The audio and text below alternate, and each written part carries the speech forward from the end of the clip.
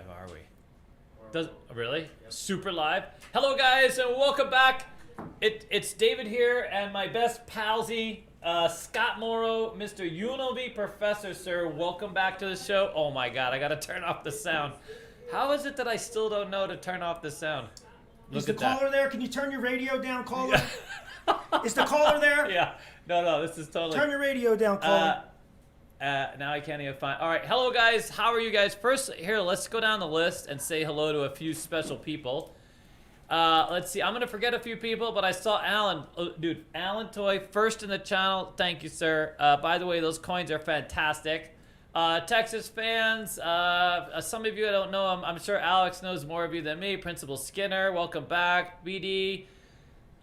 James, Wesley, everybody there so far commenting. Thank you very much.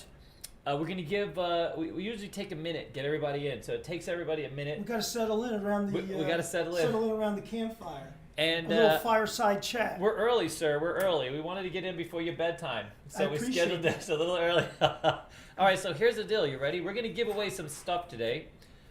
We do this giveaway for 100 likes. The very first 100 likes, we do a little thing. They pick somebody randomly. It's actually kind of rigged, but it's random. It's random and rigged. Welcome to Vegas. Nothing like rigged random.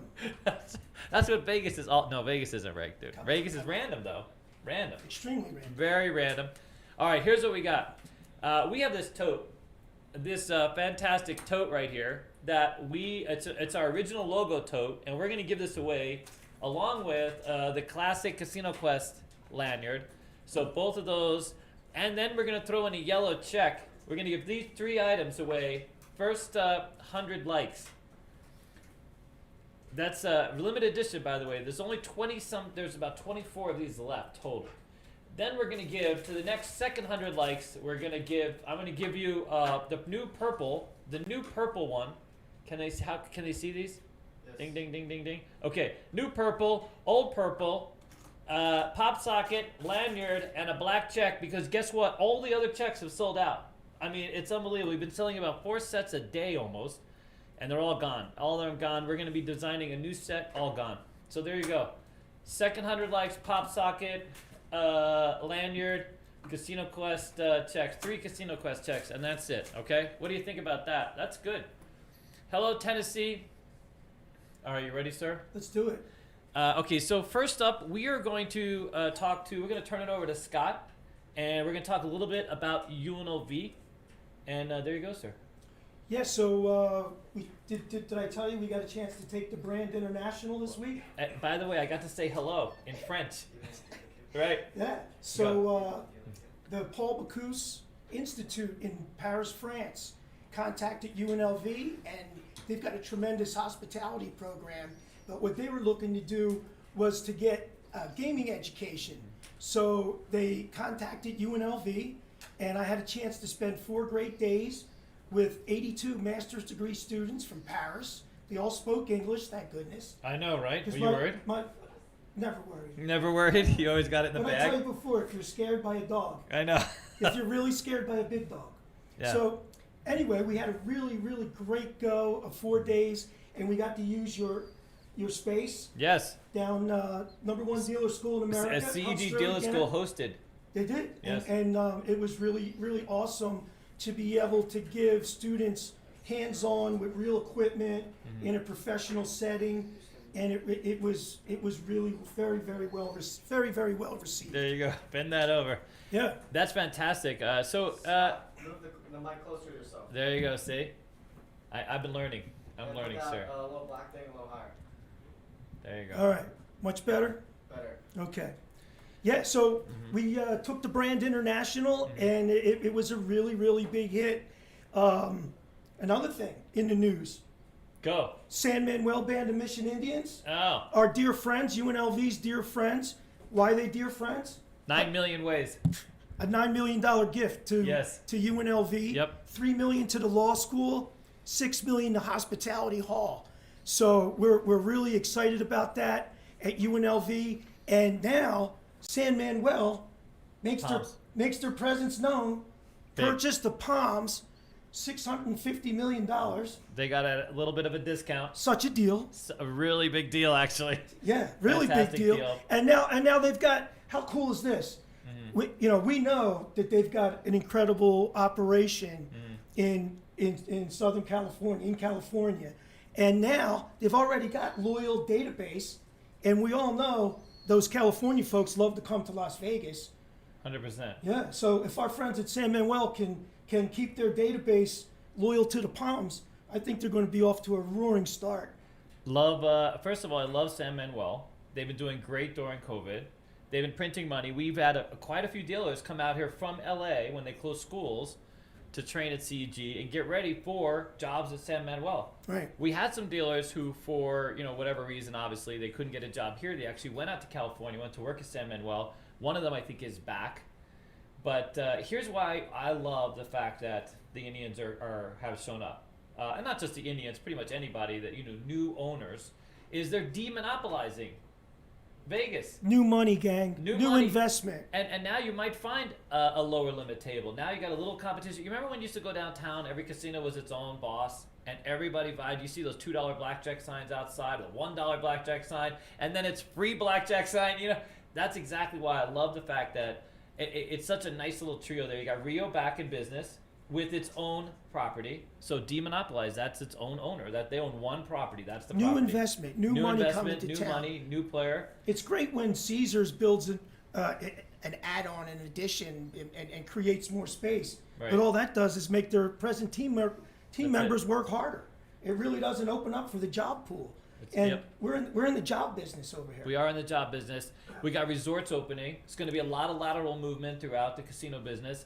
We just went and talked to a table game director. So I guess we should probably say, besides this being an exciting opportunity, I think, for Vegas and for a lot of our dealers, because again, we have a dealer's school after all. Our phones have been ringing off the hook. Station casinos are all back to hiring. I got the requisition list today. By the way, thank you so much, guys, for sending. Keep on saying. We get the job list from Station for all the jobs, because they know there's a lot of people in transition. They come to the school. They're not yet dealers. They still need to work. And so there's a lot of places you could start at the back of the house and then come to the front of the house and become a dealer, go through that path. And we have been doing the table game director tour. Everybody's hiring. Station sent us, during COVID, they were down to like one sheet. You open the email, it's a little depressing, because Station, big network, a lot of properties. Sure. One sheet. They had one sheet, and it was part-time, on-call, internal jobs. Now we're back to all the sheets. We're back to literally they're hiring all across on full scale supervisors, table game floor supervisors, dealers, every property, full-time, part-time. The pools are open. Yeah, Pool the pools. Stripper clubs are coming back, sir. We should just throw that out there. So it's really just been it's been a fantastic few weeks, I have to say. The school's been really been doing well. Are you trying to say Vegas is open for business? Vegas is open for business. There's no doubt. Isn't that the new convention center? That is the chatter. Yes, it is. Good job. Yes, it is. Yeah, good job. We love San Manuel. We love the Mohegans are out at Virgin. Yep. So we used to be the Hard Rock. Still miss the Center Bar, but there's that. What else you got? We got special guests. We do have some special guests coming up that we're going to introduce. We're going to wait just 2 seconds. We got some amazing guests that we're going to talk with, and who have some kind of exciting things. Right. But let's talk about one of the things that we're evolving or working on right now with our great partner Get is we're going to start raising money for this gaming path. So we're not going to talk about too many specifics. We're going to that's going to be like a little bit of a teaser. And we're going to be very well invested in making this a thing, making this part of Vegas. Being that we're at a dealer school and we have the space here, we want more people to come to this career and see this as an opportunity. And I think, given everything that's gone on in the world, casino gaming has stood the test of time. Sarah, what do you think? Especially in those regional markets. It's fantastic. The regional markets, they barely missed a beat. No, I mean absolutely. We got Arizona. Going gangbusters, adding Class 3 gaming very soon. Governor's Pack's been updated. We've got Oklahoma, who went to Class 3 last year. We got Colorado, raised the limits. Everywhere. It's amazing. The number of people, we've had Idaho, we've had all over the country have reached out to us. And France is fantastic because it just shows all this synergy. And look who they came to have these discussions, to have this class.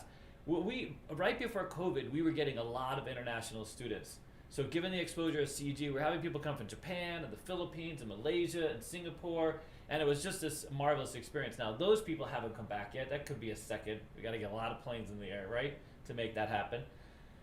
But it's just I can sleep again. Yeah, it's happening. It's happening right now, and it's happening in a big way. Everybody in this mall too. Everybody's hiring. Yeah. All the signs are out. It's amazing. We're having so many troubles getting people to come work. By the way, CEG is hiring. Casino Quest is hiring. We have jobs. We have teacher jobs.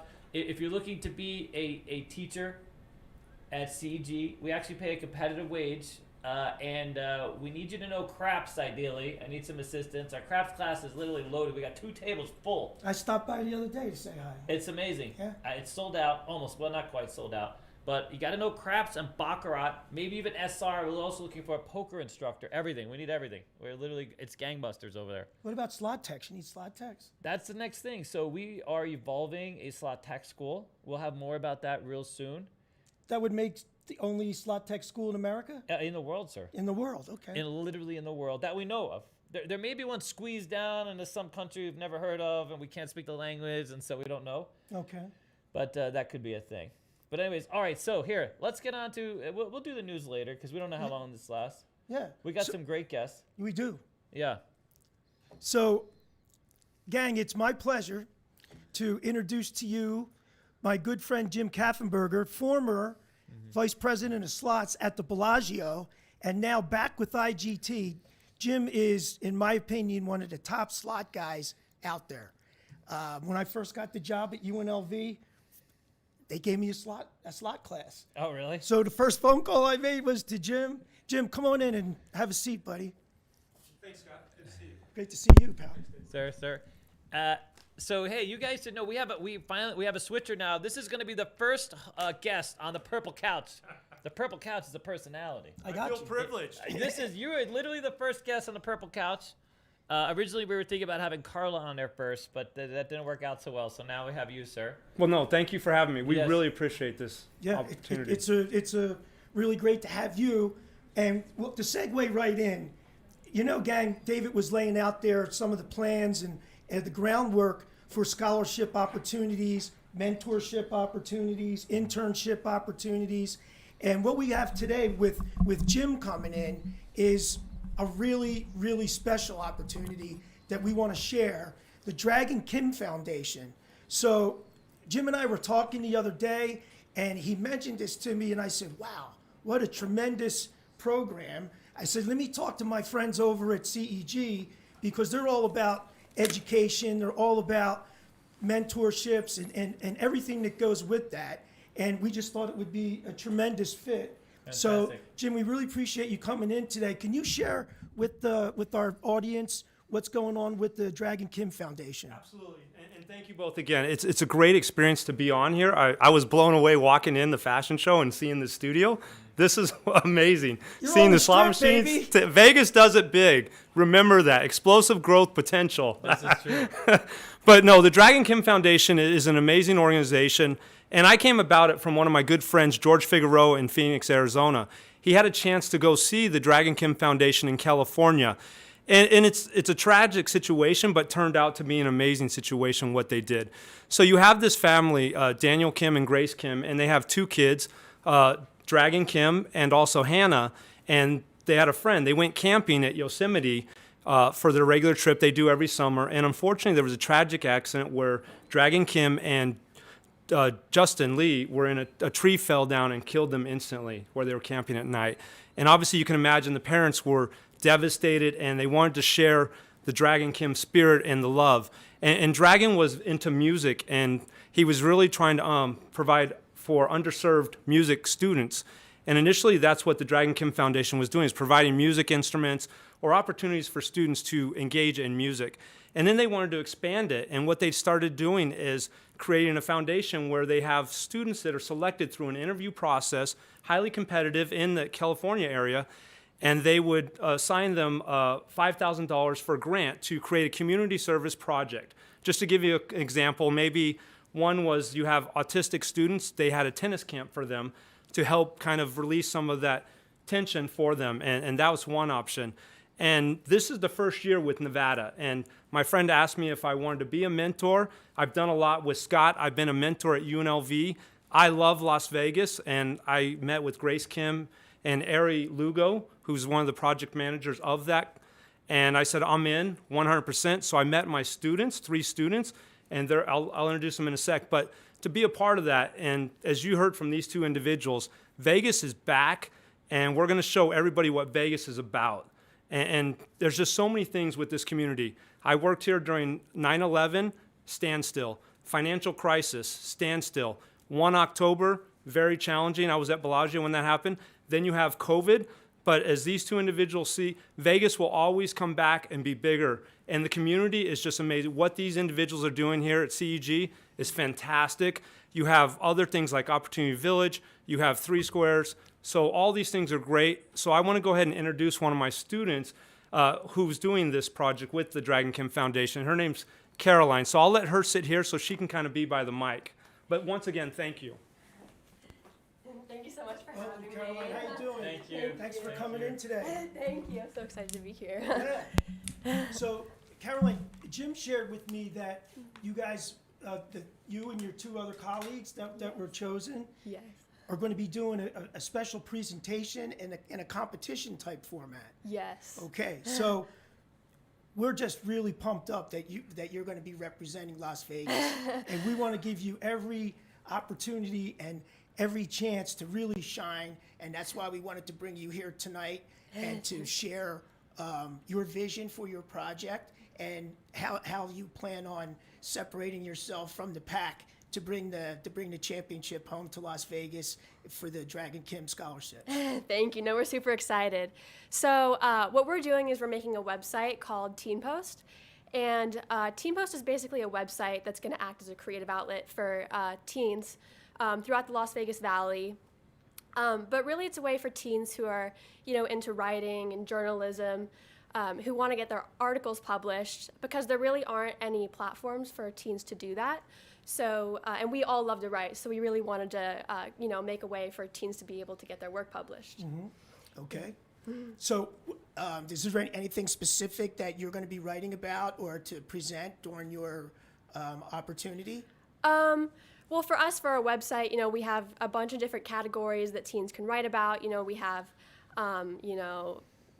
health and wellness and arts and entertainment and, just local news. So we'll be doing that a lot on our website. But yeah, we're really just looking for writers. We're, really just want to get a bunch of teens involved who love to do that stuff. So yeah, anybody who's really interested in doing that, we'd love to have them. Yeah, I could see because of the social interaction because of COVID. Definitely. Kind of shut down a lot of your opportunities Definitely. to interact with your friends Yeah. in the way that we're used to. Yes, And, for I sure. really feel for especially the high school students that miss out on graduation, miss out on prom, miss out on homecoming, all those really special events. I mean, I know we do them all virtual, and the educators go out of their way to try to make it special, but it's a really tough hustle. Is it open to all students? I mean, it's open Yeah, to I anyone, mean, or just Vegas, or just Nevada? For right now, it's just Nevada? teens throughout the Las Vegas Valley, but we'd Okay. love to expand in the future. But really, any students from maybe middle school to high school, we'd love to have really anybody. Do you who's know the interested. URL of the website yet, or you're just working on kind of the back We're end? still kind of working on it. Okay. We don't have anything finalized as of now, Okay. but yeah, we're definitely we're getting into that and seeing what's available. So you know what we'll do is when you have it ready, you're gonna let us know, and we're gonna put it out to our whole community. Yes. And we have a very For sure. positive community, except for Derek. Derek, you out there? Derek is not so positive. No, but everybody else very positive. We still love Derek. We still love Derek. Derek owes me dinner at Jasmine, just so we're clear, okay? All right. We have a very diverse, positive community. So so your team's project is building this blog or this website, this space Yes. to give students and folks your age an opportunity to have a safe place to go. Yes, Because for sure. we all know that the internet could be, Yeah, Yeah. A challenging place for young folks to dabble. for and sure. old folks to dabble too, by Right. the way. But I mean, it's all about your demographic. It's all about students your age coming in. Can I ask you what grade you're in? I'm a sophomore. Okay, great. And what school are you at? I go to Palo Verde High School. All right. Sending it out to Palo. Yeah, go Panthers. And maybe find out how she was selected too. Yeah, I heard Jim was sharing with me that it was a super competitive process. And don't be shy. Run it down for us. Okay, so the process really is, we go through an application process. We have to submit, some information about ourselves and give them some, just kind of our background, why we want to do this project, what inspired us, what led us to do this. And then from there, we submit the application, and then they pick from a group, and then we do an interview. There's an interview stage. And so then we were interviewed by, a group, just a group of members of the foundation. And we kind of presented our idea to them, gave them the background, and then they asked us some things. And then after that, they just selected us, and we got an email. Wow. So Is that all? Was that all done online? I mean, through like Yes, Zoom it calls and was. things like this? Yes. Wow. I mean, The world what has a changed. great opportunity for you to get a chance to be involved, because all of us that are out there working, I mean, I'm teaching my students at UNLV online. I know Jim's doing Zoom meetings and all that kind of stuff. And a lot of my students, they're taking pretty much, I don't know one of my students that had a face-to-face interview for an opportunity. And it's just tremendous experience for you to get that. I mean, again, we're all about jobs and seeing, you being a sophomore, you still got a ways to go. But I mean, it's never too early to start that interview process and how to really put that professional polish on your presentation. yeah, for sure. No, it's been a really good experience. No, you're doing really well. I mean, you're very composed. Thank you. I'm Thank amazed. you. Yeah, And you're a sophomore. I mean, you're Thank doing fantastic. yeah, Thank you. Tall. yeah. Yeah. Yeah, and you're really tall, by the way. The lanyard fit her. By the way, all you tall people out there, just know the lanyards fit perfectly. Not so much for Scott, okay? That one hangs a little. I gotta put the hitch in mine. Yeah, you gotta gotta give tie me that one- one around a little bit, dude. It's all right. Yeah, good. You're the only one that gets away with that, Oh, yes. Yeah, And then go ahead. also with the program, Yes. so they're great with providing us a bunch of leadership trainings. So basically we have about 3 weekends, I think, where it's in Irvine, California. Okay. And so we all meet, and they just go over some basic leadership training with us. They teach us different business principles and how to kind of get our businesses or our projects started and kind of up and running. Uh-huh. So that's super helpful. And we have done some things online, but we have weekly meetings as well, where we just go over some things, and they're super helpful. And yeah, we definitely could not get this started without them. So that's super awesome. Fantastic. And So go ahead, sir. I was going to tell you how extremely fortunate to have Jim as your yes. mentor.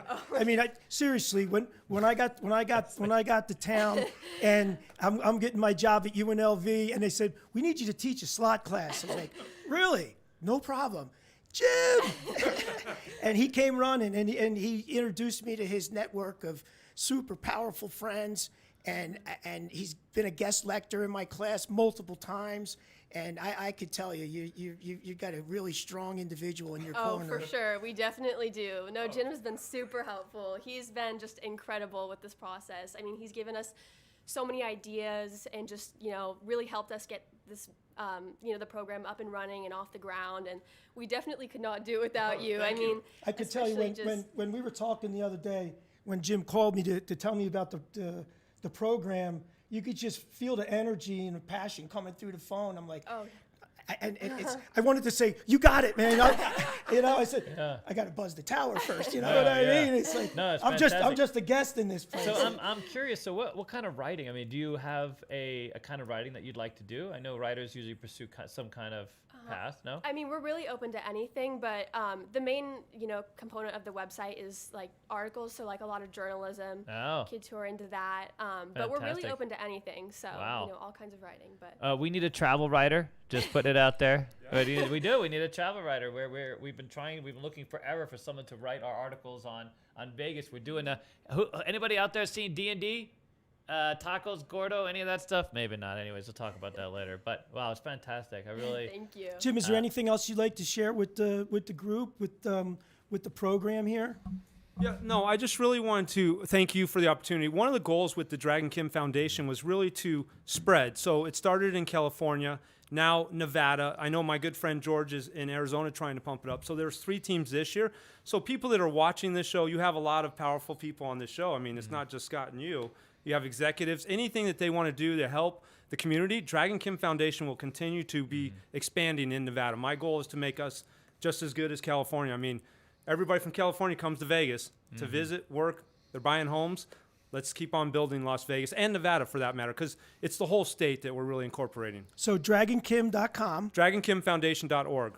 DragonKimFoundation.org. Yeah. Check it out, gang. I was on that site the other day. It's really, really beautiful website. A lot of great information. Tremendous story. I mean, for Dragon's parents to be keeping his energy and light moving forward is really, really great. Really great. Yeah, and I forgot to highlight one other thing, which is really neat. At the end of the year of the program, we've all seen Shark Tank where you go and present. So they have a Dragon Kim challenge where they have judges and they're looking for some high-profile judges maybe, or maybe from Vegas. I mean, I would love to get some high-profile. I have one in mind. I'm not sure if he would do it, but UFC comes to mind. That would be awesome if we could get him as a judge. Just calling it out there. But they're going to Not my favorite player of all time. But they are going to present and have a Dragon Kim challenge. So they present and they compete against other people in Nevada and the ones in California, and they have a competition. Yeah, we're gonna make mentoring and raising money for these types of things a centerpiece of Casino Quest here at the mall. And I'm going to go ahead and put it out there in this space that Brookfield, or this mall is, actually, has. We have a box. I don't know if you've ever seen the fashion show. So we're waiting for COVID to end. Fashion show used to host fashion shows, believe it or not, downstairs in the Great Hall. They call it the Great Hall. It's in front of Apple. Yep. And CEG got their start there. We actually, so the story is, and we have a vlog about it, where several years ago, me and Alex are running a small school. We get a call from Fashion Show, and they ask us to entertain the crowd during March Madness. We pulled 10 tables, portable tables out. A friend of ours, Mark, has got a fun night company, and we have this event in this great hall. And nobody knew what to expect, because if you've been in the gaming business, you know that a lot of these tables, the training tables they call them, they kind of sit dead. No one cares. We open our tables. At first, we had all of the dealers from our school. It was kind of like an intern thing, getting some practice. And there was a lady who was hosting the event. And she was up by there's these big screens, and she's watching the screens. She's not even looking at the tables that we have set up. And it looks a bit lonely. There are 10 empty tables with 10 dealers around it. And so I'm walking over to her, and because no one knew how it would work. And I was thinking, oh, crap. It was only open for 15 seconds. And if you've met me, 15 seconds is kind of a long time because I focus on the details. Well, you're in gaming. You get to that BP level. You know what I mean? It's the little things sometimes that really count. Oh, absolutely. So 15 seconds in, I'm like, oh, crap. Not a single person had stopped. And there were crowds walking, back and forth. I'm walking over to her to talk to her and tell her, you know what? Well, maybe next year we'll do something different. We'll focus. And she's like, what are you talking about? I look back, people everywhere, the tables were full, and they were full for every day for the next 3 days. Awesome. So we want to go back and take up that space and have events, and we have a program now to start raising money. And, some of these big execs, so we work with a lot of casinos, and we work with a lot of table game directors, casino VPs, and things like that. We're going to use guilt. A lot of guilt. We're going to use Vegas is ready for it. I mean, really, because sometimes it's a bit hard. And these are the opportunities that people need. The young people that start now and sort of develop the skill sets, I mean, look at you. I mean, you're the mother's sitting back there taking pictures, just so you know. I would be a very proud parent. You're very composed, fantastic. Thank you so much. You're going to be fantastic in your presentation. Do you know how many people we've had, like, older people who, like, sit here and just They, you know what I mean? They can't open their mouth, and we're like, excuse me, you know? That's fantastic. Thank you so much. Great job, Caroline. Thank really, you. really happy Great job. for you. Thank you. Yeah, very good. All right, thank you so much. Thank you guys. Thank All Yeah, right. thank you again for the opportunity, guys. Yes. So you keep in touch, and when you get your website up or your blog up, however you want to, whatever platform, we'll be very happy to get the word out and help you Thank get the you. word out for you. We're gonna have you at our box. We're gonna make you guys a centerpiece. Just keep going. You let us know. We're gonna have events at that. But did I mention the Guilt for a fashion show yet? Brent, are you out there, buddy? I'm coming for the box. Yeah, we're gonna make that. We're gonna be this. A big box comes out of the ground. It's got a whole light thing, and we're gonna make that a centerpiece. We're gonna do what we can. All right, very good. Okay. I'm in. Thank you. Take All care, right, thank guys. you, Have a guys. good time. Thank you. Bye. Thanks, All right. everyone. All right, guys. What do you think? That was pretty cool. We're gonna try to incorporate something like that pretty much every week, and build a community about these kinds of opportunities. Wow, I mean, really amazing. What a story. Dragon Kim, I mean, huh? fantastic story. What They a job made- by Caroline, huh? I mean, really. I'll be honest with you. When she first started Sophomore in talking, high school? I didn't know she was. I thought she was older. Honest Yeah. to God.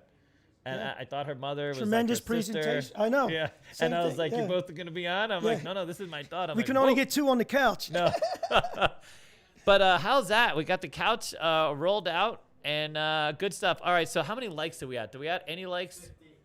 58 likes. We got a few likes to go. All right, sir. So Make sure you talk into. into the mic. Got it. All right. We're gonna do some more news, sir. We're gonna do some more news. Just so you know, our public, we're a little early as a show, but that's okay. We're gonna get people out a little early. We want to go over a few things that are going on. First, let's. What else do you have going on at UNLV? Anything? Graduation. Oh. We're going to have in-person graduation. Friday night is going to be for the 2021 students, and then we're going to bring back the 2020 students that had the virtual experience Oh my God! Really? outdoors at Sam Boyd Stadium. Okay. So that's a really big deal. We had a graduation event at Hospitality Hall Okay. this week. I got a chance to meet a bunch of my students, and it was a really great experience to get a chance to see them one more time before they get out there and make their mark. Yeah. No. Fantastic. So, as far as the school goes, what is it like? You have students who are on campus now again? No. Just starting to trickle in, but I Okay. had a big meeting with leadership today. We had our end of semester meeting, and we're looking forward to being open for business. We're looking forward to having a bunch of students back in Hospitality Hall and rocking the quad. Yeah. Good. So when do I get to be an adjunct professor again? My You mother already wants are. to know. You already are. I Oh, just need your already am. business card. That's fantastic. All right. So here's the thing. Two Our- L's in no, right? Yeah, that's it. All right, so let's talk about what's going on in Vegas. There's obviously a lot of things going on in Vegas. The Strip has been busy. Yeah. The malls are coming back. All that's coming back. So what do you think of the short-term prospects? I mean, what do you think? You think that now that we're out of COVID, do you think there's going to be any real changes? I mean, is everyone just going to pile in and we're just going to call it a day, or how does that going to work? I still think that Governor Sisolak's going to keep a watchful eye on the growth, and they'll do a real good evaluation of what's going on moving forward from Yeah. the June 1st situation. Yeah. To see if we can really go 100%. I'm really looking for Allegiant Stadium to be opened up.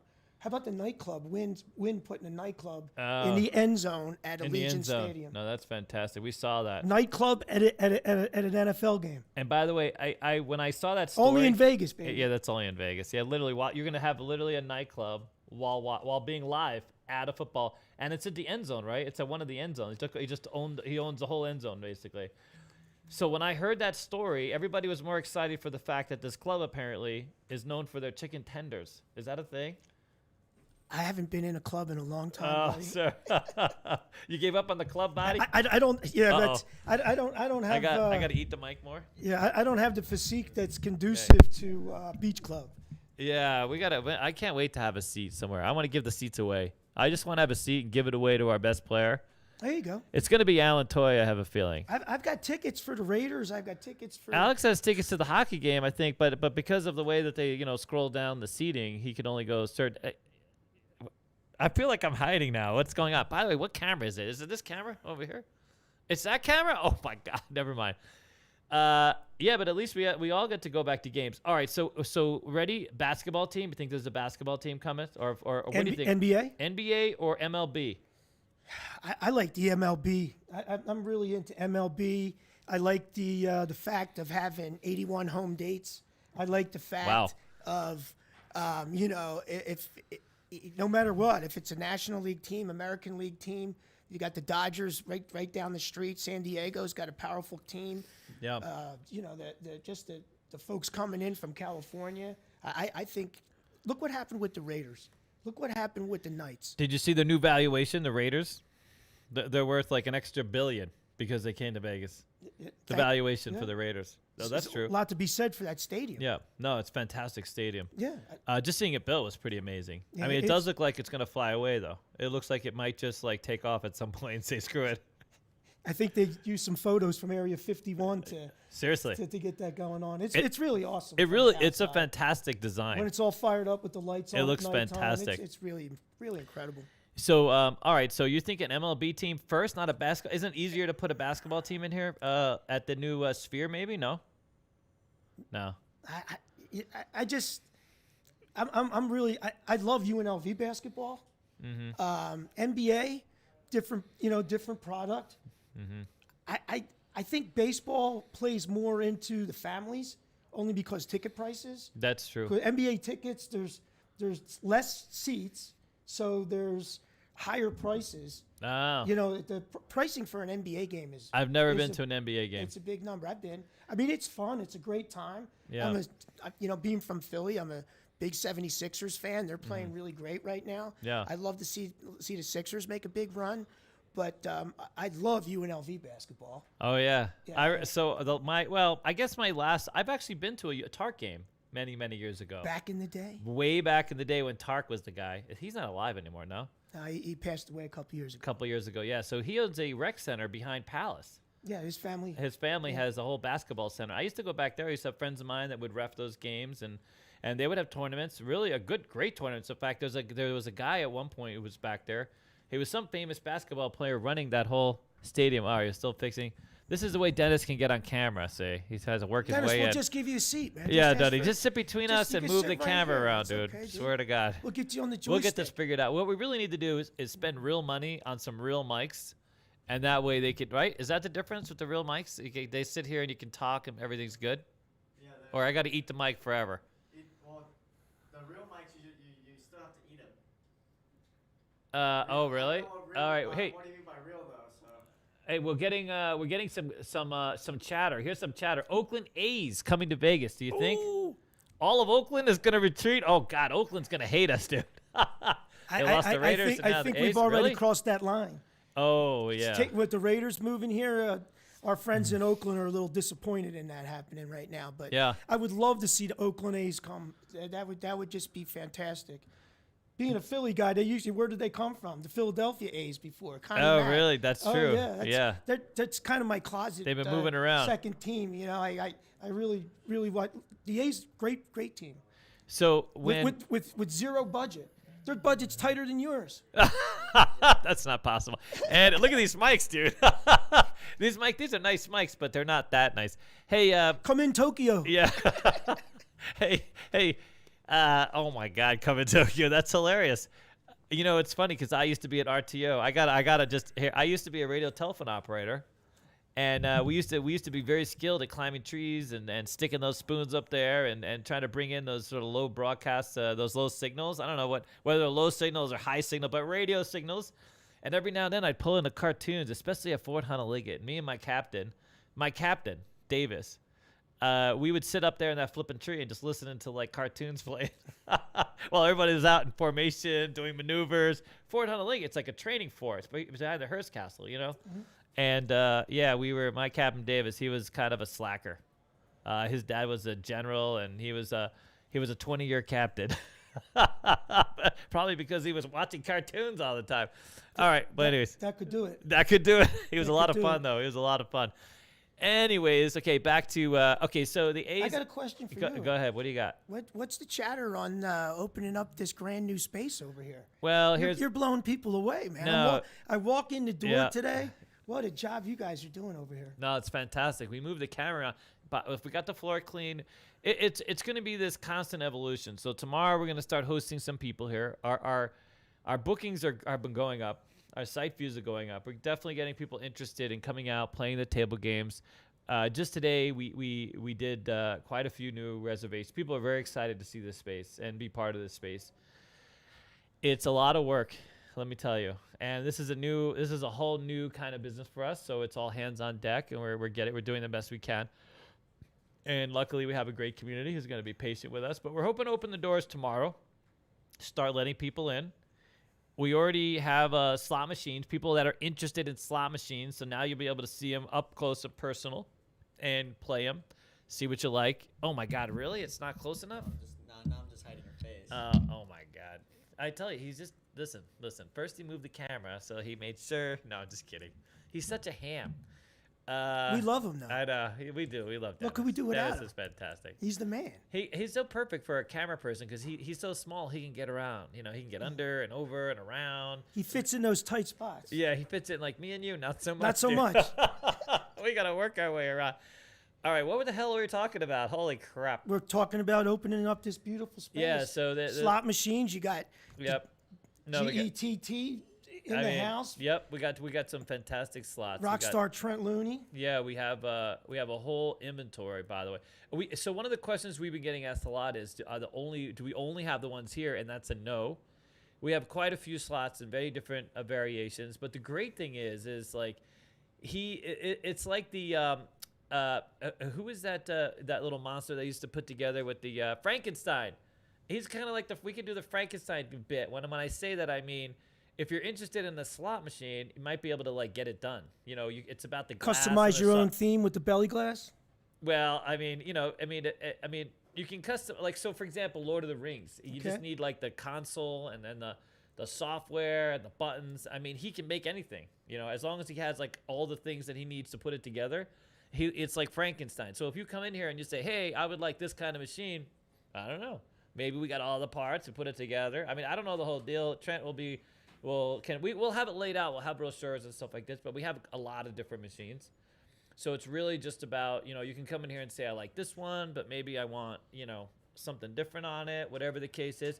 We can even, and don't put me to this right away, but you can put your own mug on the reels. You can make your own custom slot. Trent can actually customize your slot machine for you. You got to pay. You got to pay. No, because it's not, someone's got to do that. But we can literally take your face, my face, Dennis's face, and put it on a flipping slot machine. I bet you get a lot of pets. No, seriously. Really? People with Folks, their pets? People with their pets. Oh my God! What do you win? What's the win? Dog biscuits. Dog biscuits. You could like change the payoffs to something else. Make your own glass. No, if it's going to be a custom machine. That's it. You can make it. It's for your house. It's for your cave, right? That's it. And now the software, not so much. Obviously, the software is a software. We're not, we have a software development company. We could talk about Crapsy in a minute. We got some patrons out there, by the way, who are working on the beta to Crap. We'll get to that in a minute. But yeah, so we can do a lot. Like, we are evolving the whole thing with Casino Quest. We're sort of figuring out what you guys like, what you guys want from us.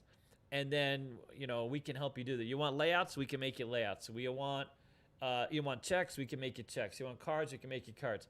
So we're sort of feeling it out and doing it as we go. And it's been a fantastic success.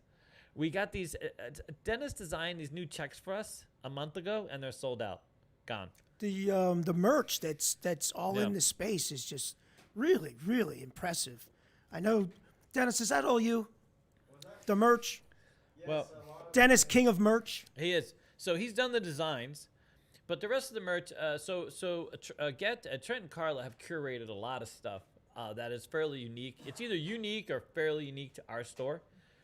In terms of, if you come to a fashion show and you're looking for like a Vegas gift shop, we're kind of it. Yeah. And then we have a lot of really cool. If you look around, you'll see like really unique posters and knickknacks. Those wooden craps tables are just really. They're fantastic. We're by the way, those are going back on sale as soon as we get off this podcast.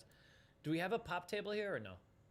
No, I think so we had to upgrade them. They're upgrading them to make sure that we've sort of improved the quality of those a lot, and they look fantastic. I just, I really, everybody knows the iconic "Welcome to Fabulous Las Vegas" sign, like behind you. Oh, yeah. But I mean, it's like, I think you guys have it figured out when it comes Jeez, to no. when it comes to the ultimate Vegas souvenir, because Yeah. there's a lot of folks coming to town looking for that souvenir. Yep. T-shirts, forget about it. Yeah. It's something, and it's got to be able to fit in their bag. It's got to be convenient to take home. When I saw those little crap tables with the logos on, I Yeah. thought that was a brilliant idea. No, it's and fantastic. then the one you have with the stripscape, The skyline. the Jen. skyline. It's Yeah. really. So we have a Jen is an artisan. She's been making these, and not these, but she's been making stuff like it on I forget what that platform is, Etsy, I think Etsy, where people that craft stuff, and that's sort of how. Well, no, she went to the school. She was a student, and she started talking to us, and she told us that she was making stuff on Etsy, and if maybe we could, we're interested in something, and we were like, holy crap, she was actually really good, and we were like. And then we ran into Brandy, who's doing our shirts, who's done all the vinyl for our shirts. So she's also a local vendor. She's fantastic. But okay, all right, let's get back to the good stuff, because self-promoting, we do a lot. Although we are on Spotify, we can do that. And what else? What else do I always forget that I got to tell everybody? Besides Spotify, Apple Music, all over. So be sure to stay tuned. And remember, Remind everyone about the giveaway, 100 likes. Lanyard, limited edition purple, old school purple check, and this tote bag is going out to the first person. So 100 likes. We're just gonna sit here and do nothing but chatter until we get 100 likes, dude. Okay. We need 200 some more likes. likes. We're gonna give away all these checks, the pop sockets, and the lanyard. Can we talk about the growth of Class 3? Oh, I'd love to talk about the growth of Class 3, Talk to sir. me, brother. Talk to me. So let's first tell everybody, what is Class 3? Let me ask you that question. Full blown gaming. That's it. Dice rolling down the table. Casino takes a stake in the action. Yeah. Everything else is, before that, it's sort of 50-50, and you get to collect a commission, or a VIG, or however you want to call it. So, like, if you go to a place, a lot of Indian casinos have Class 2, you play like a bingo slot machine. It has to pay out a certain amount, or you play, Blackjack, where some of you guys, you know what Blackjack we're talking about, where you have to pay a commission, basically, to play the game. It's like Pai Gow. Those of you that play Pai Gow in Vegas. Eat the mic. Eating the mic. Okay. One of these days I'm going to shove this mic somewhere else, okay? And then we're going to have a whole different conversation. I'm going to be like, podcast over. Anyways, all right. So it sounds like there's a bunch of jurisdictions that are going to A need. lot of jurisdictions. They're going to need some craps help. They're going to need roulette help.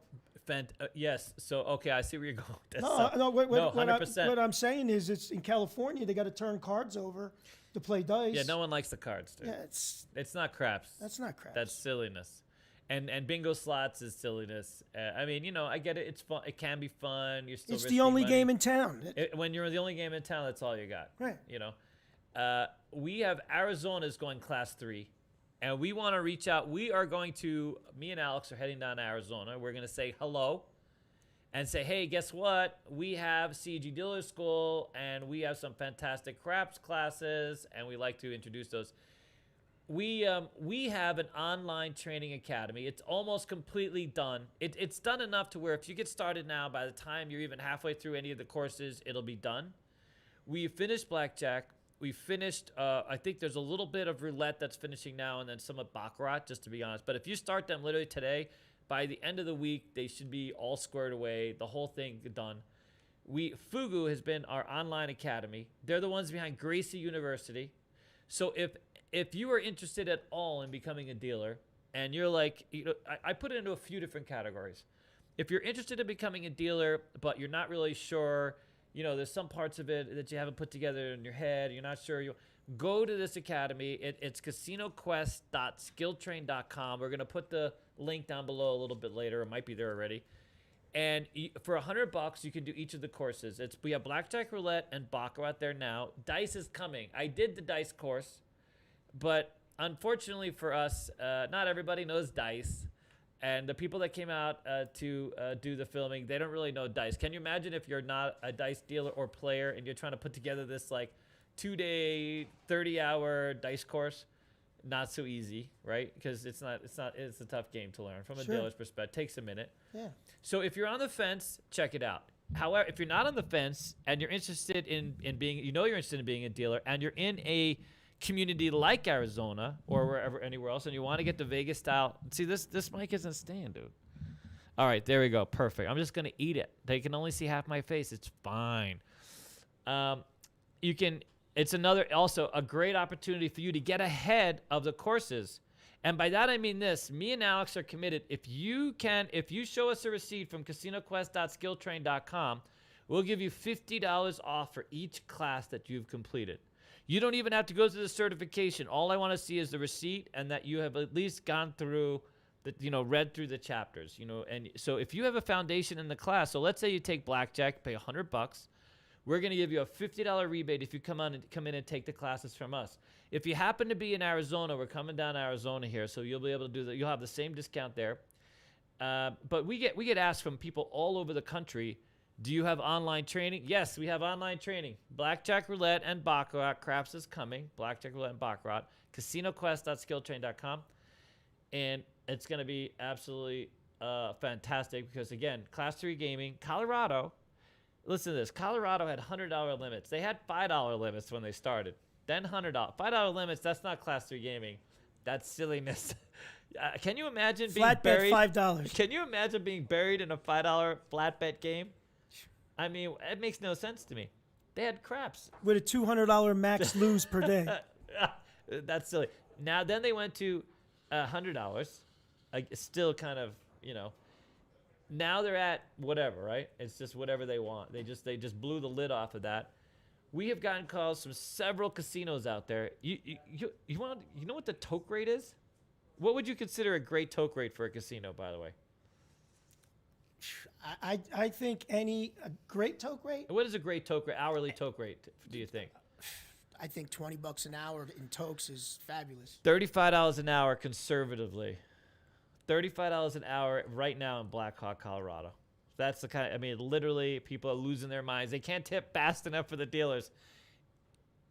That's great chatter. That really is. Yeah, great job. But guess what they need? Crap dealers. Literally. See, thank you. I cannot convince them enough. We went to a casino today who has 30 job openings. Everybody has 30 job openings. Everybody's having difficulty opening dice games. They all ask for dice. Everybody is looking for dice dealers. They want you to be multi-game, but they really need dice. And I really think, honestly, this is going to be... We are introducing a lot of people to dice. We really are. People who have never played, were never interested. We have a lot of fans out there who are really starting to play dice. They're becoming... Do we have... Yeah. And that's, it's an evolutionary thing. It's fantastic. It's kind of the foundation of your audience, isn't it? Yeah. The dice crowd out there? Well, we've segued to roulette, sadly. And then we're back to Keno. It's kind of like this arch. Are you still selling Keno? We started with craps. We pivoted to roulette. We got a lot of roulette. A big roulette channel. Our two biggest videos are roulette. All our biggest videos basically are roulette. Luckily, one of my Timmy versus Davids is still holding on. Me and Alex did this video back in the day where we were just fooling around. It was our very first roulette video, and it's absolutely. If you watch it, you're gonna shake your head and wonder what the hell. But for some reason, it endeared a lot of people to us, and it has like 800,000 views. But it has. So we had to actually take it down and put it back up again with a disclaimer on the front of it. It has actually 1.3 million views. We have about 5 videos now that have over 1 million views. Unfortunately, we had to reset. So basically, we had to re-edit these videos and put them back up. And when you do that with YouTube, it resets the view count. It's the same video, but it has to be re-edited. It's a new video. I'm just amazed. We put up a roulette TikTok the other day. It got 115,000 views in the first 24 hours. One day? One day. We got like 2,500 followers out of it too, because we had never done TikTok. Everyone keeps saying it. Do 1 minute TikTok strat. And sure enough, there you go, TikTok. We're on TikTok. Alex, where are we on TikTok? Casino Quest on TikTok. How do they look us up? Do you know? Nobody knows. That's how new it is. We don't even know where we're at on TikTok. That's new. I can't even find us on Apple, to be honest with you. It keeps saying that we have this audience. Do you know, Scott? You were, by the way, you were my number one guest. You were my number one stream guest. Just at Casino Quest on TikTok. At Casino Quest, that's it, on TikTok. And we have been building up an audience on all these other podcasts. People watch us literally, well, I think they fall asleep to us is what they. Yeah. I do. I have a guy that watches my Kino videos to go to sleep every night. Swear to God, him and his wife, they came in and told me so. I don't know, to be flattered or to be like depressed about that. I kind of do the same thing with the Joe Rogan gig. Yeah.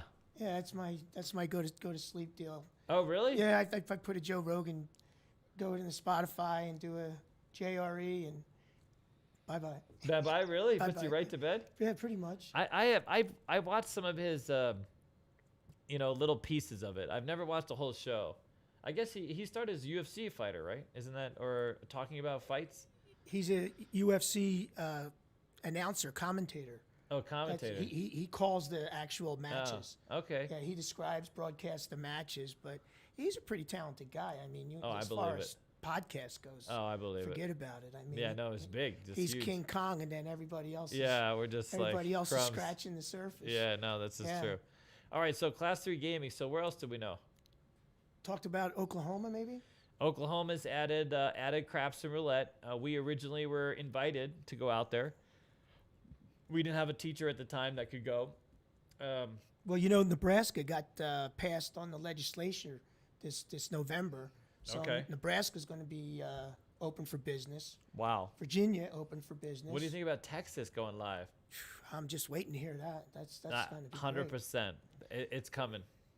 I can't see how. Can I write that down? I mean, I really think you can. I don't Write- see how write Texas is down going to stop Texas? that. I mean, really. Yeah. They're looking for tax revenue from. I mean, this is not a welfare state. Let's say this is a state that raises money through private corporations. That's Yeah. their goal. And Well, let's face it. I mean, Mm-hmm. how much is Texas's money running up to Oklahoma, running to Louisiana, Right. just crossing the border? I mean, A there's lot. millions of dollars every day that's leaving the state. Mm-hmm. It's really a no-brainer. I mean, it would be if they gave 3 or 4 licenses out in the state, Yep. or if they went for a cluster, Easy. you would have the biggest players in our industry Probably. clamoring. No, definitely, yeah. definitely. Yeah, those are big markets. So Las Vegas Sands would be running down there and everybody else chasing them. I worked. I opened players in Lake Charles, Louisiana, on the border with Texas, and we would have a checkpoint. Someone would call in from the flipping highway because there's a 2-lane highway to get in there, and because the boat would leave for the 2-hour cruise or whatever it was, right? And it's been so long, I forget. But we would have this 45-minute window where they would tell us how many miles it was backed up because we wanted to be sure we loaded up the boat. Taking head counts from the highway. We would literally take head counts, because if it was back X amount of miles, we knew the boat was going to be full by this amount of time, and then we could just, once it got full, we would go. If it wasn't full, we'd be like, how many miles will we have left? It was amazing. They were printing money. They didn't have a hotel built yet, so there was nowhere to stay. Everybody had to leave. You couldn't really stay. Eventually, of course, they built all these rooms. That was a big problem with employees. They brought out all these supervisors, and there was nowhere to stay. I have the famous story of living with Cujo out in some mobile home park because there was literally nowhere else to stay. And when I say Cujo, I mean Cujo and his brood tracked my ass down. Have I ever told you this story? No. Here's the story. We got to share some stories because everybody tunes in for stories, dude. I know you got tons of stories. But my story is, I get this call to go out. I didn't actually get the call. I was bent over game at the Fitzgerald, as crap dealers are. I'm on working graveyard there. One of my buddy, I say he's my buddy because we worked on the same crew, and we were a crew, whether he was, And he's like, yeah, I just got offered a job to go out and be a supervisor in Players, Lake Charles. I'd never heard of Lake Charles. Never, I knew the riverboats were opening because they were, all coming to Vegas, trying to recruit people to come out there. And up until then, I really hadn't been a supervisor. At my very first supervisor job, I was dual rate at the Casino Boardwalk, sir. Casino Boardwalk. Remember that place? I do.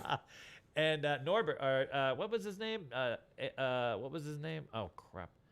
The owner there, they would share stories. Him and the Klondike Inn owner would meet at the craps table, and they would share stories of working as crap dealers across the street back in the Bugsy day. working at the Flamingo. I mean, it was fantastic. But anyways, back to so I go out to Players. I drive out there. I should have taken the damn job as a dealer, but they didn't offer those jobs. You had to come out as a supervisor. You couldn't work as a dealer because they had to hire the dealers local and train them local. So Players, Players was just opened, and they were just desperate to get supervisors. I was getting paid $170 a day, which wasn't bad for, this is the mid 90s, right? The dealers there were making $300 a day minimum tokes. I was there one day, and Merv Griffin came in. Merv Griffin was the owner. This is a resorts property. Yeah, he came in with his whole entourage. Merv Griffin. Yeah. I mean, I got to see him and shake his hand. It was very nice. He just said hello, right? Yeah. They ran out of boxes. They ran out of cans. So you know how they put those can carts? They would do midshifts on the boat, right? So they ran out of cans. They had to start using trash bags to get the money out of the flip. They ran out of cans. They had no cans left. So they were dumping them. They were literally, I don't know how they were I mean, I swear to God, they had trash cans, and I guess they had marked, I didn't follow the trash cans per se, but they had trash cans, sir. I swear to God, trash cans. That's not trash can, trash bags. That's how much money they were. You couldn't get money in the box. There's a guy, my boss was like, this is how it was in Atlantic City back in the day. That's literally how it was in Atlantic City. That's what Texas is missing out on. Yeah. I really believe that they're going to make a really strong push to make it happen. I would really love to see it happen because I know that the biggest operators on the planet would be clamoring to get over there. Dude. No doubt about it. I would love, we would love to move to, if this is a success, we want to open our next location probably in Houston. That's where, apparently there's a mall out there called Woodlands. Anybody in Houston? And we would like to be out there in Houston and not only help people learn how to play table games and, work with this whole new, gaming industry out there. I think it'd be really fantastic.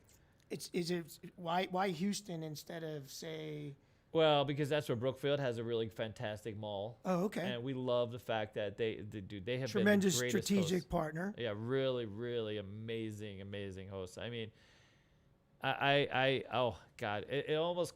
So, where the school's at, the owners there, we negotiated kind of a good deal there and this kind of thing. But the owners, let's just say, after COVID, maybe not the most supportive. We're probably going to move out of the school eventually. Brookfield, not a problem. I mean, you call Brookfield in COVID, by the way, they answered their phone. That's number one, which, a lot of people were ghosting everybody during COVID because everyone was in panic and figuring out the stuff. And Brookfield's like, we got you, no worries. Like, literally, don't worry about it. Stay safe, be safe, we'll figure it out. Every week, updates, postings, information. I mean, given the fact that we're just a little school, having come over here to fashion show was a big deal for me and Alex, and having someone to help us navigate, because we were shut down 3 months after opening. 3 months, had to close the door right as we started making money. I mean, and having our fans come in 3 months in, shut the doors down. I remember being in the school when the governor gave the speech to shut it down.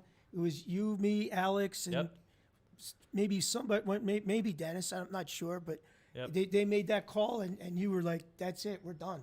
We thought we were done, dude. Yeah. I mean, Alex. Well, I mean, as far as we got to close it down, we got to shut it down. Yeah, we got to close it down. I mean, yeah. we tried reaching out to the owners of the property where the school was and try to figure things out. They only called us when the rent was due, and of course, not a lot of rental money coming in at that point. Right. Not Brookfield. Brookfield was ahead of the game because we were really nervous. I mean, we have this huge responsibility. It's 3 months in. How are we going to take it? We have no, obviously we can't even go in. Doors are locked. There's nowhere to go. But you guys, isn't that when you made your pivot to online? These guys. The online. Listen, these guys. The media piece. The eyeballs. That's it. Doing the challenges. We did that. That's it. I mean, talk about getting creative. It was that's fantastic. why I've got just over the top respect for you and Alex, because it would have been really, really easy to rip it up and just call it a day. And just blame it on COVID like everybody else did. But I mean, you guys really, really focused to make it through, to watch you guys from that day, and I remember like it was yesterday, because we went out. I grabbed some. I had one of my students, I think, with me. That's what it was. Yeah. And we went out we called it the Last Supper. We went over to Ellis Island because at midnight everything was closing. Done. That was it. Yep. And I was really concerned, and we were talking like the CEG guys. What are they going to do? They just made this big commitment to the space. It was really amazing. Dude, I sold my house. I was all in.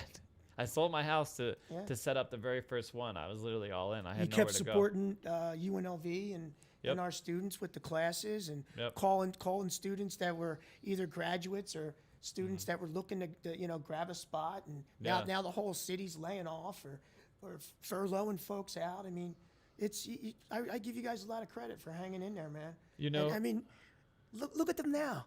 I mean, it's unbelievable. It really is. That's why we love Timmy. You guys know Timmy. Timmy is a young guy. He's only 25. Maybe I think he might be 26. He's a young guy. Probably the best blackjack dealer I've ever seen. Oh my God, he's the coldest blackjack dealer. Listen, he's unbelievable. He's hell on earth. Okay, let's just get over that. Okay, I mean, casino managers are probably reaching out. I always say, like, one of these days he's going to be recruited just to work the high limit pit. They're going to pay him a commission. He should have just work Friday and Saturday night for 6 hours a night. We'll send him down to Jimmy. We'll let Jimmy. He gets like 500 hands an hour out. Yeah. No matter what. I mean, he could have a table of 6 people. He's still getting 500 hands an hour out. He's amazing. No, he's fantastic. So, you guys know. No, seriously, gang. When he does those challenges, I know, right? he's King Kong.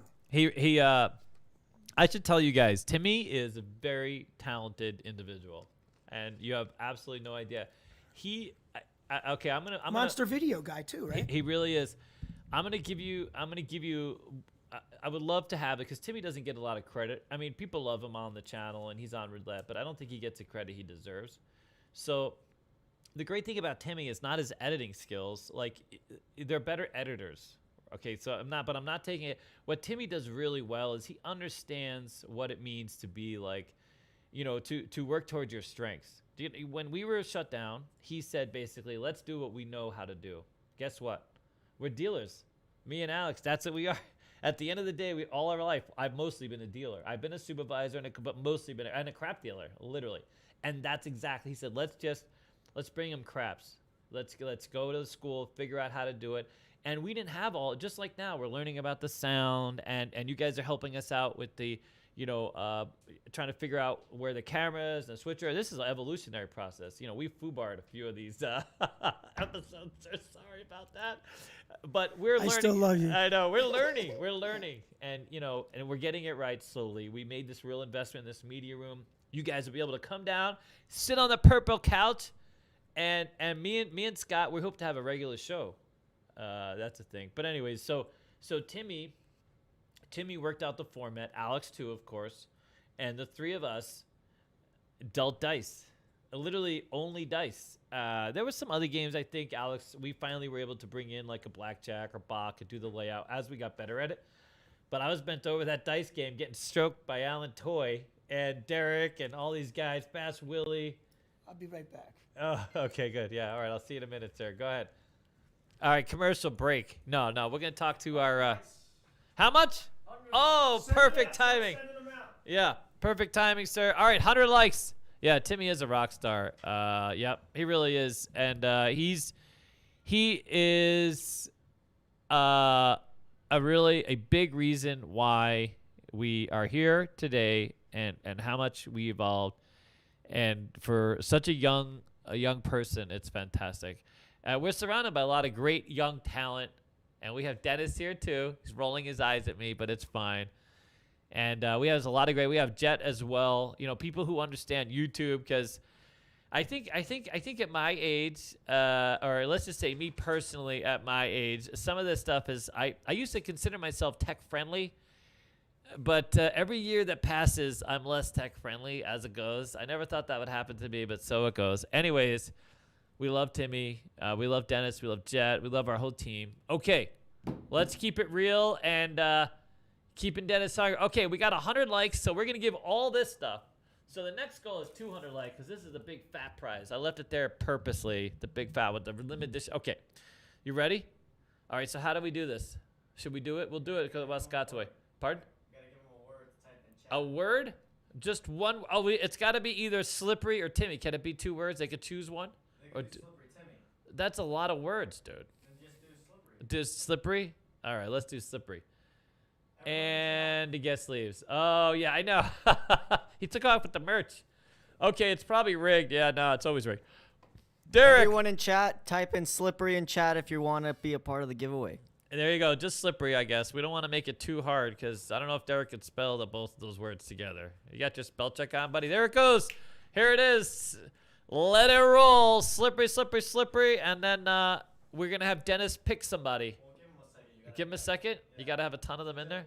Just keep talking. Really? Keep it talking? All right. I'm going to. So they get a lot of So. slipperies in there. My favorite slot machine here is the Lord of the Rings game. We got to put that up on. We got to TikTok the hell out of that game because that's a fantastic game, just so we're clear. We love that game. They have a Lord of the Rings slot machine here, and it's a lot of fun. I have played it quite a bit. I won a big jackpot earlier today. Very excited. Not a real jackpot, of course, but hey. All right, ready? Can we do it now? Is that a lot? I don't see it. Is it copying and pasting all over? I mean, I don't even know what... Poor Derek is just working. Tell me when to stop. Stop. 1 through 15. 1 through 15. Give it 6. 6. We got Justin Taylor. Justin Taylor, a winner. It's so rigged. Is it rigged? Did you really do? I mean, do we know Justin? We know Justin now. Justin Taylor, you are the winner, sir. Fantastic. We're gonna send out Casino Quest tote, lanyard, and the limited edition check, purple one. We'll try to put it in a case for you too before we send it. Okay. It is so rigged. Justin T, come on down. You're the next contestant on whatever the hell the show is called. Okay, it's totally rigged. Oh God, I love that. Who's Tuna? I love Tuna. All right, Snap. I love to see Derek. Derek, how you doing, buddy? All right, oh my God, the bearded something or other. Foiled again. For everyone who lost, type rig in the chat. You know it's rigged. They don't have to type crap. It's so rigged. Everybody knows it's rigged. Look at this. I mean, we had quite the chatter going on. All right, we got to get back to the story, sir. We got to really do a story. So here's... You gotta tell him the email, remember. The email address is info@cegdealerschool.com or info@cegdealers.com. That's all you need to know. Don't we have the contact thing down there? No? Usually it's in our description. But It's in our won't be description. until after. All right. info@cegdealers.com. Send us just let us know who you are and, how do we verify that it's them? Anybody can send us anything. Derek might be sending us stuff telling us he's the winner. And then you know what I'm saying? By the way, one of these days, if Derek wins, everybody's going to know it's rigged. I'm going to know it's rigged. It's going to have been rigged. But anyways, Derek, we got to go to dinner, buddy. I'm going to take you to Jasmine, or you're going to take me to Jasmine, or we're going to eat on Jasmine. Who? I don't even think he's in the chat, so how would he win? That little bastard took off already? I don't understand. What's going on? Wow. Can't even look at him with the magnet. It's got magnets. So the whole magnet thing is if you play roulette online, I got to tell you, we've seen some of these online roulette wheels, and the ball just sort of lands and then somehow finds its way into the number that you feel. The ball has eyes? The ball has eyes or some kind of magnet or some magnet. And we get that question a lot. What do you think, sir? Do you think that these online casinos are regulated well? I can't see if it's sponsored by a legitimate gaming operator, how they could be nothing but legitimate, because they would never say, like MGM, they have their Bet MGM and they have an online presence. I was just back in Philadelphia, and they were talking about their online casino, and there's no way that an operator like MGM would put their reputation or their gaming license on the line by having something illegitimate going on. 100%. Yep. Now, I mean, the one thing, people can say what they want about gaming, but we're fair.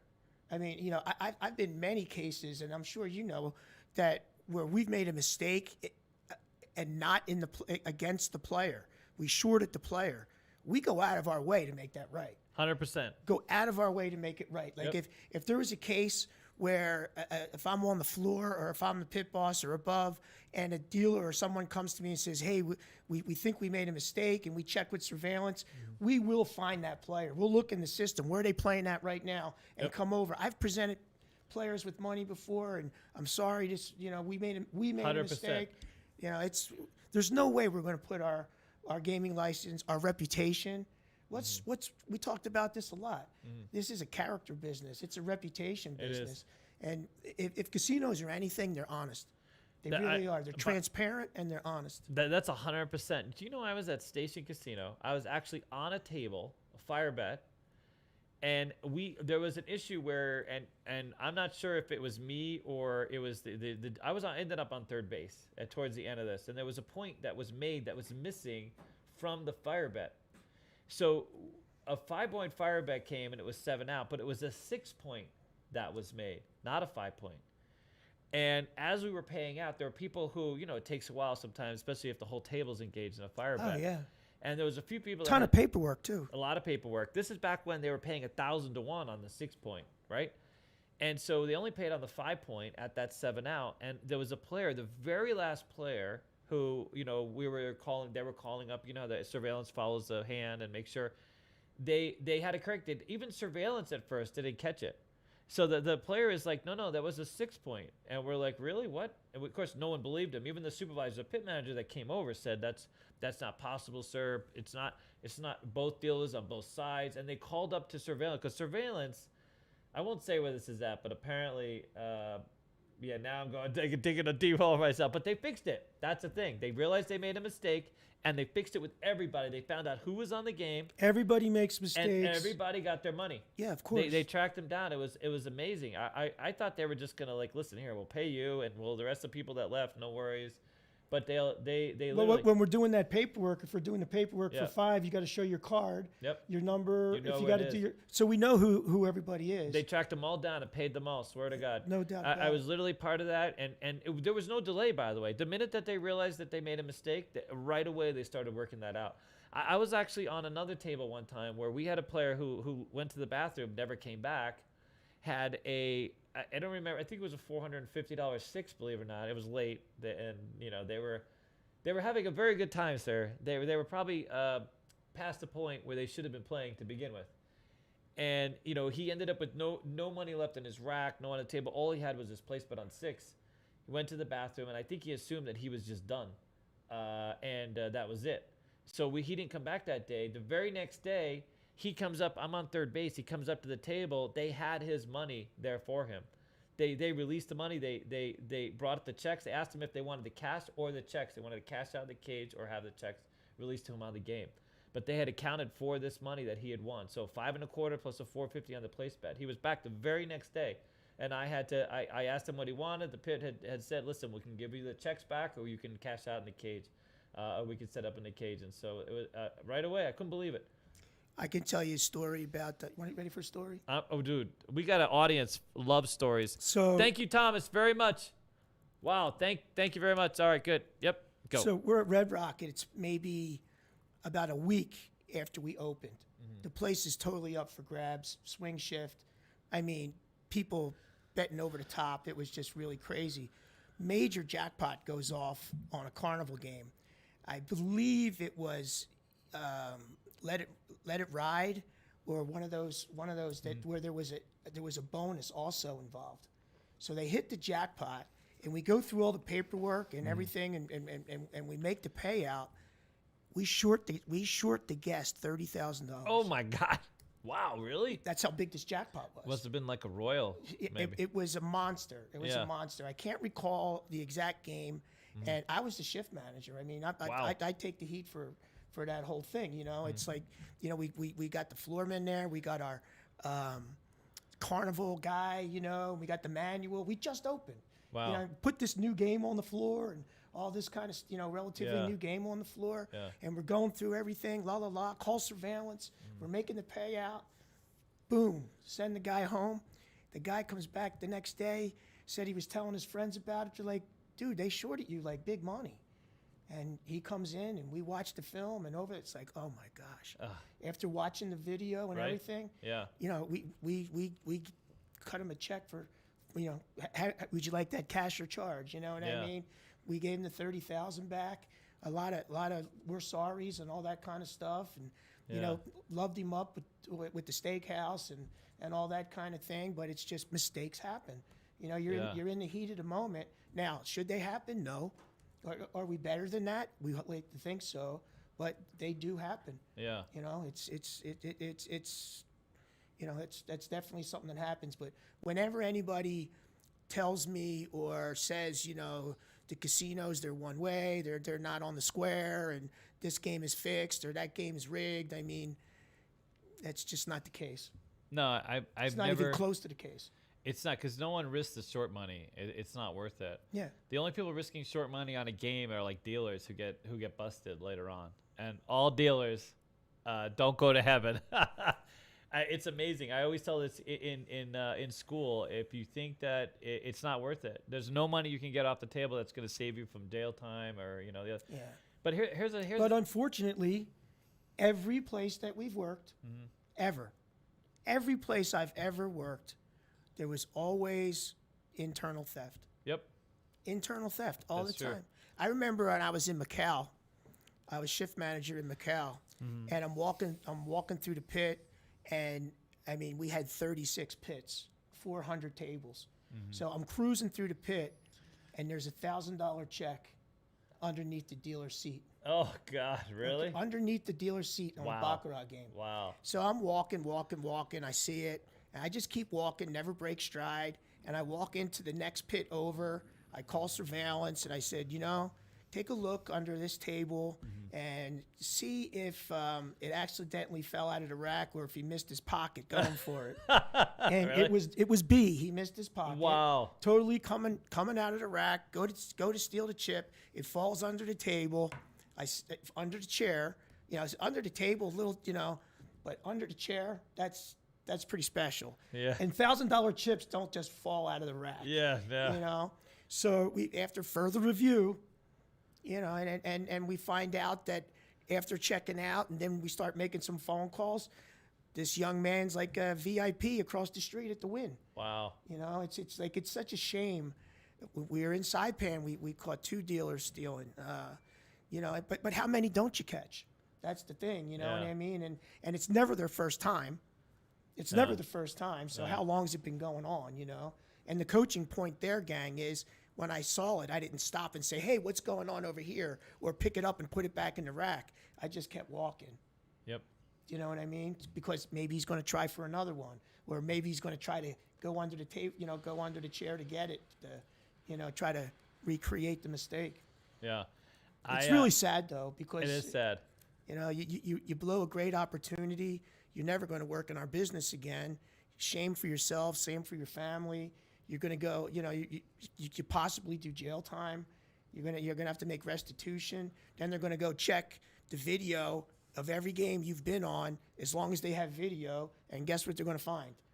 Yeah, more of it. They're going to find more of it. You know, it's really sad. The Bellagio crap dealers, they went to jail. They lost all. Can I get a hot bet? I know, hot bet. Let's talk about that for a minute. Yeah. You got a minute? No, I have a minute. I'd love to talk about that. So, what was the genesis of that mistake? We're going to save some money, and we're going to get rid of boxmen. If we got rid of boxmen, we could save another $200 a day. Yeah, Wow. So how'd that work out for the Bellagio? that didn't work out so well. Not so well. No. So over a year goes by, this magical dirtbag crew, the 3 of them get together on the crew, and they've got players that are in on it, so there's collusion. And, you know, we've got a lot of crap dealers out there. They understand hot bets. But, you know, you got players tossing money in, and the dealer bet. And whatever hit, whatever rolled, that's where they would set it up on the prop bet and pay them. And parlay Or- it, and then hit the next one. Or whatever, you Right, know? right, yeah. And you know why that happened? Because there was no box man. That's And right. the games are jammed up. You're talking about the Bellagio, one of the most powerful casinos on the planet. You looking to save $200?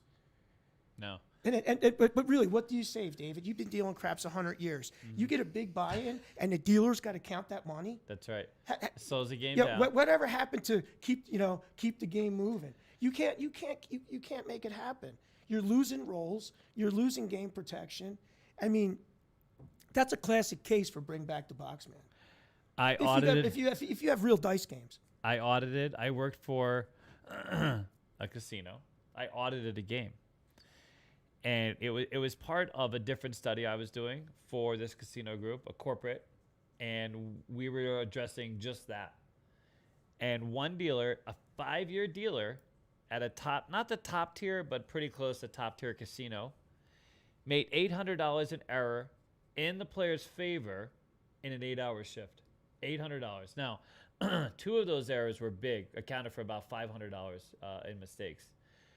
And, there's a couple problems. One is dice is a verbal game. Surveillance, typically, I won't say all surveillance, but a lot of surveillance people just don't know dice that well.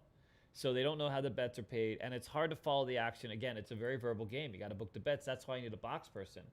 Blackjack, you got a single circle, you got a stack. You got hand signals. You got hand signals. You can kind of follow what's going on. It's pretty easy. Does my 21 beat your 19? These are things. On a dice game, you got people throwing money. You have all this verbal communication that they can't hear or they can't follow, really, especially if you have more than a couple people in the game. Right. And what happens when a dealer makes a mistake and they don't have a boxman? Well, they got to fix it themselves. And now they don't want to be in a situation where they're adversarial with the player. So often the players, they give it away, which, we were talking about earlier.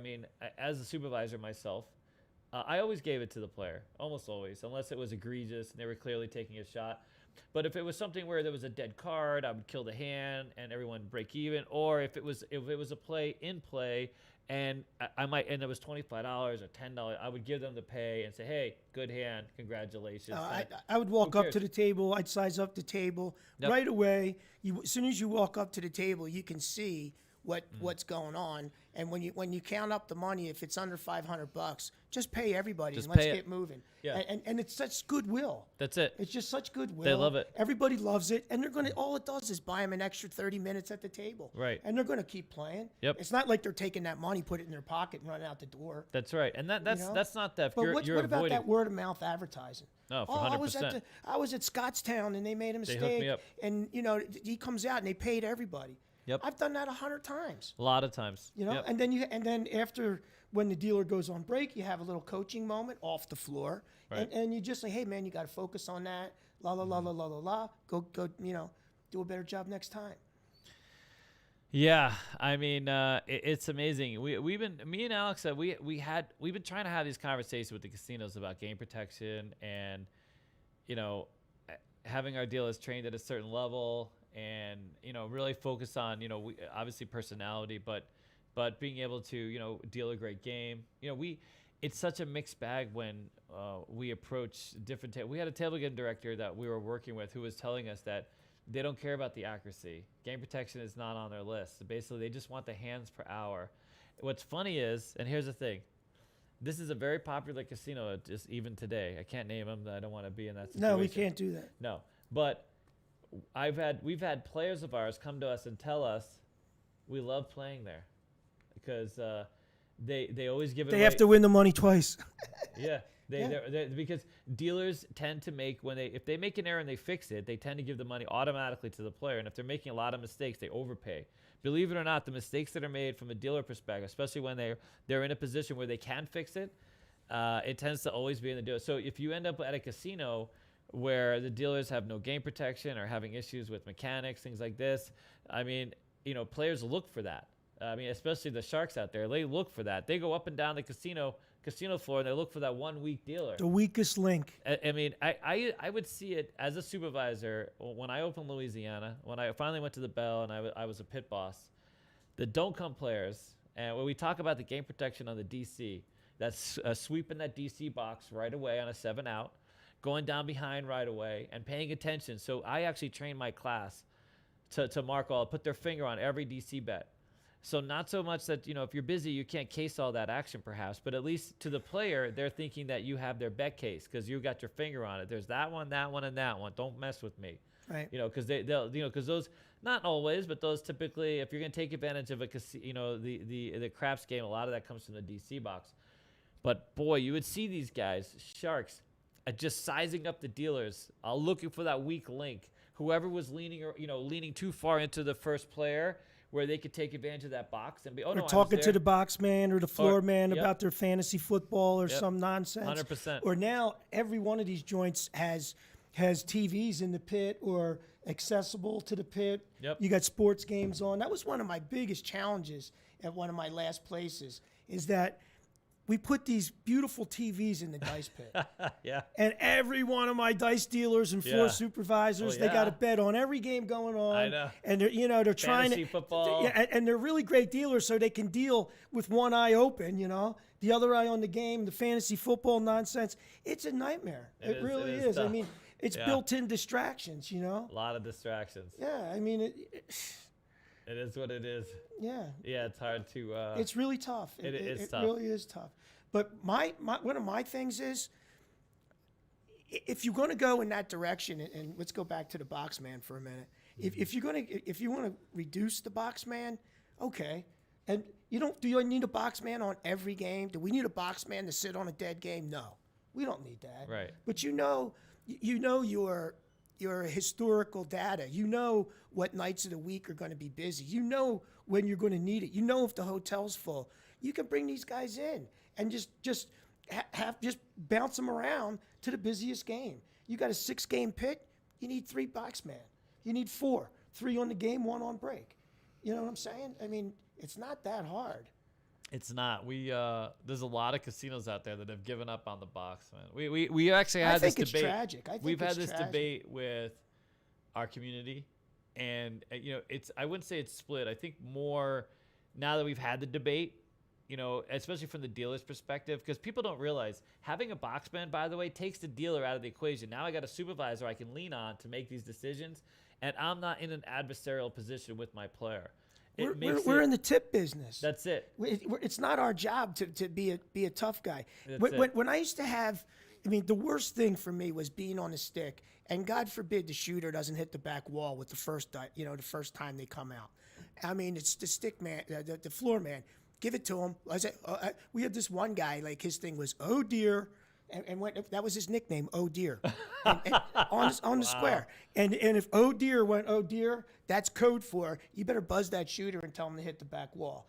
Come on, man. And if they're being knuckleheads and trying to take advantage, you're going to get on them and say, hey, please, both dice back wall, every roll.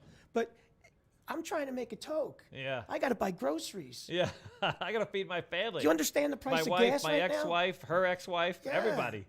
There's a lot of guys make bad decisions. out No, there. really bad decisions. Yeah. So I don't want to have to get into it with a player. Now the box man takes the heat off. Plus the other part about it is that rock star box man bringing out the checks for you on a super busy game, fantastic. and just Speeding it along. being there for you. You're on the pole. You're buried in prop bets. To be there with you to confirm the payout. That's you know it. what I mean? You're working like a team. That's love it. what's the beauty of craps is the crew, the crew situation, Yep. the team situation. Do I think every game needs a box man? Not exactly. No. But you can't make them extinct. No, I think you have. I know a lot of casinos, they have a rotating box man. They do just that. They got 4 games and maybe 2 guys that sort of rotate around and switch. And my only pet peeve on the boxman thing is don't send me a boxman that's never dealt dice. Don't send me a boxman that's only seen the game. Like literally, there's a lot of them out there right now. We've actually trained. We've had some casinos send people to us and learn dice from the perspective of, we teach them how to be a dealer, but a break-in dealer.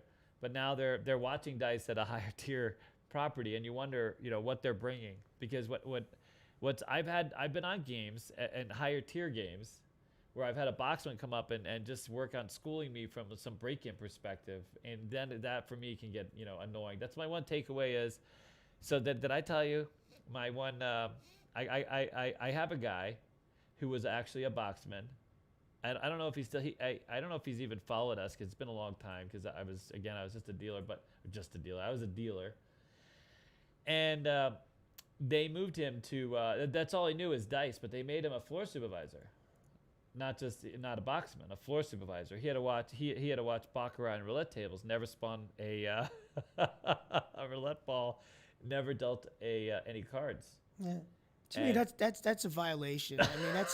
That's an operational felony. Yeah. I mean, Operational felony. It's an I love that. operational felony. Yeah. You got a dice guy watching the roulette game. Yeah. Roulette starts at 35-1. Yeah. Okay. Yeah. The mistakes start at 35-1. Dude. I mean, come on, man. He You get a rock in a roulette game, and you're back there, and you're giving it this. Yeah. I mean, at least get the iPhone out, dude, and start start grinding. So I haven't dealt roulette in I don't know how many years, right? And I don't teach at this school, by the way. I keep the craps. So he kept coming over and goes, hey, when they have the bet at the end of the 3 numbers, what do you call that again? I have a player asking me, and I'm like, oh my God, dude. But here's the funnier thing. About a week later, at the same property, and this is where Juice, you guys know Juice in Vegas. So if you know somebody at some of the lower tier properties, you still can get juiced in. Like, they'll still put you on the floor. They can still make you a dealer. They can still do things that no one else. You can't do that at a Bellagio, Wynn, or you can't get juiced in at these casinos because, quite frankly, you cannot manage that. You cannot have enough presence on the game to manage. Alex, you can't manage the action. So Alex, is it frozen? Yeah, just fixed it. You fixed it? All right, we're unfrozen. Look at the face on you, buddy. Look at that. You're frozen just right there. All right, so Alex had like juice up the kazoo. He was born under a Baccarat table at Caesar's Palace, right? I mean, quite literally just rolled out.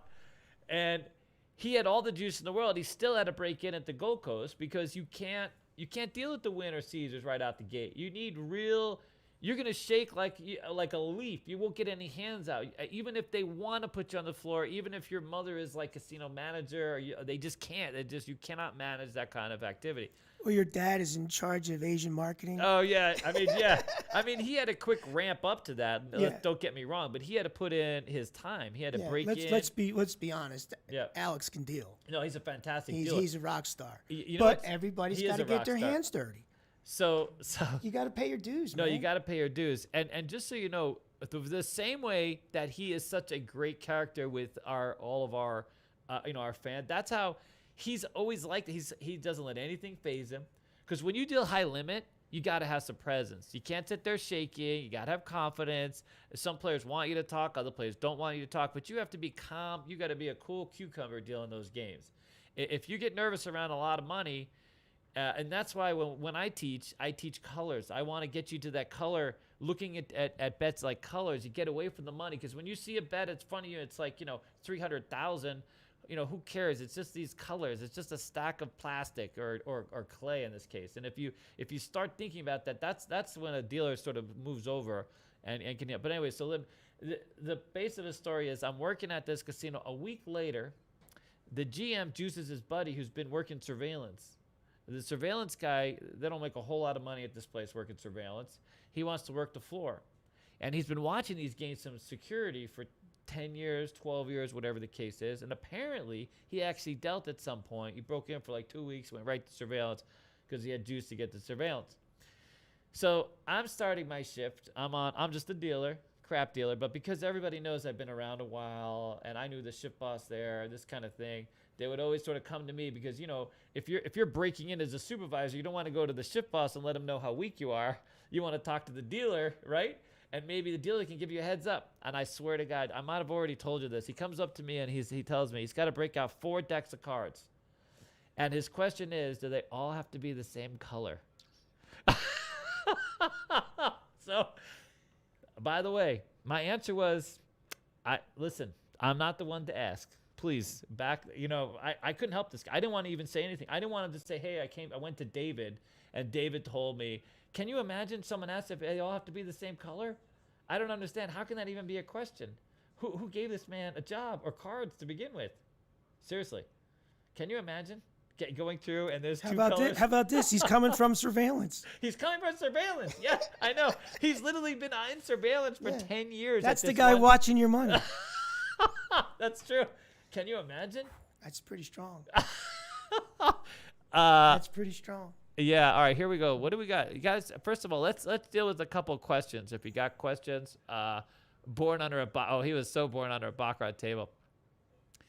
All right. Not a whole lot of questions. People are just loving the chatter, dude. This is what happens. They get real quiet And now they're talking roulette. This is our roulette audience. They're going through numbers and strategies because it's ridiculous how many views these roulette videos have gone insane. A lot of it is we have a huge European and Asian audience. It's quite something. Well, I'm going to be sending our new friends from Paul Baccarat the link for this so they can jump on. So I know Yeah. we're going to get buzzed from Paris this week. We're gonna get buzzed from Paris. I would like to be buzzed in Paris, sir. That's the thing.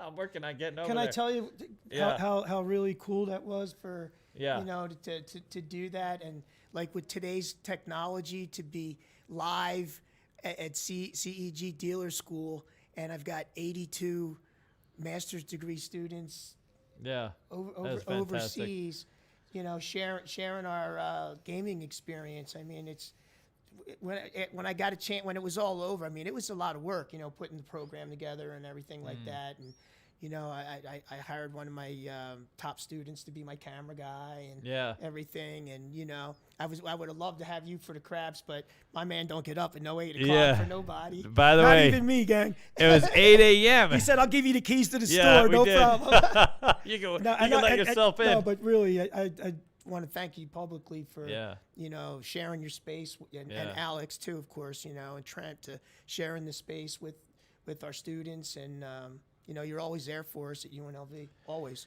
Dude, we love the whole. I love the idea of people who have a skill and who want to be part of this career path. It was so hard for me. It really was. I worked so many break-in jobs over my career. I never knew anyone. I had a very private life. Even now, I keep to myself, to be honest. And so I didn't develop the relationships and networks that, you know, people like you had. I wasn't that kind of person. And so it was really difficult. What I would have loved was a hospitality program where I can get on this path and then I could get mentors or intern and get to know people. Pat is a great example. Went to the school. You become a mentor to him. He's now working at we probably shouldn't say where he's working, but he has a great job with Station. He's on the Station Casino property, and he's loving it. He's absolutely loving it. He's working, you know, he's a casino dealer. He wants to own a casino one of these days, you know. I mean, fantastic. Yeah. But he has somewhere to start, and he has this path and this plan. Station Casinos came out with that whole intern program. What a fantastic thing. It's really great. I mean, it's really great. Yeah. Can we go back to Pat for a second? Yeah. How about Pat comes in? Pat's been dealing for literally a cup of coffee, right? 6 months, max, if that. Yeah. Okay, but he put his time in with you guys. He did. Interns with you guys. Yep. So he's always around it. He's always in action. So when we did our lesson on day 3, we're doing blackjack, baccarat, and roulette. Pat was my dealer for all 3 games for my Wow. demonstration. Wow. And he wasn't good. He was great. Yeah. He was great. No, he's a good dealer. Given the explanation, Yep. why the baccarat hand. I mean, you know, the blackjack, going through the blackjack and everything like that. He was fantastic. Doing the roulette piece. I mean, to be able to interact with students overseas and you know, just like Caroline Huge. tonight, you know what I mean? Having a young person present Fantastic. in a live environment. Big. I mean, this is live. I know. I'm 8 o'clock in the morning. It's live. We light the candle. Hope the technology works. You know, but you know, at your place we went in early and tested everything. You know, so Yeah. that took a lot of the edge off. Yeah. But yeah, it was pretty neat being in the school with only 2 people. I've never seen it like that. It's Really? always rocking and rolling when I'm over there. Yeah, it's been pretty busy. It really is fantastic, man. The school is fantastic. I'm there every day. I try to be there every day. This place is taking a lot away, but I love that experience. 2 more. Go. 2 of my students at UNLV.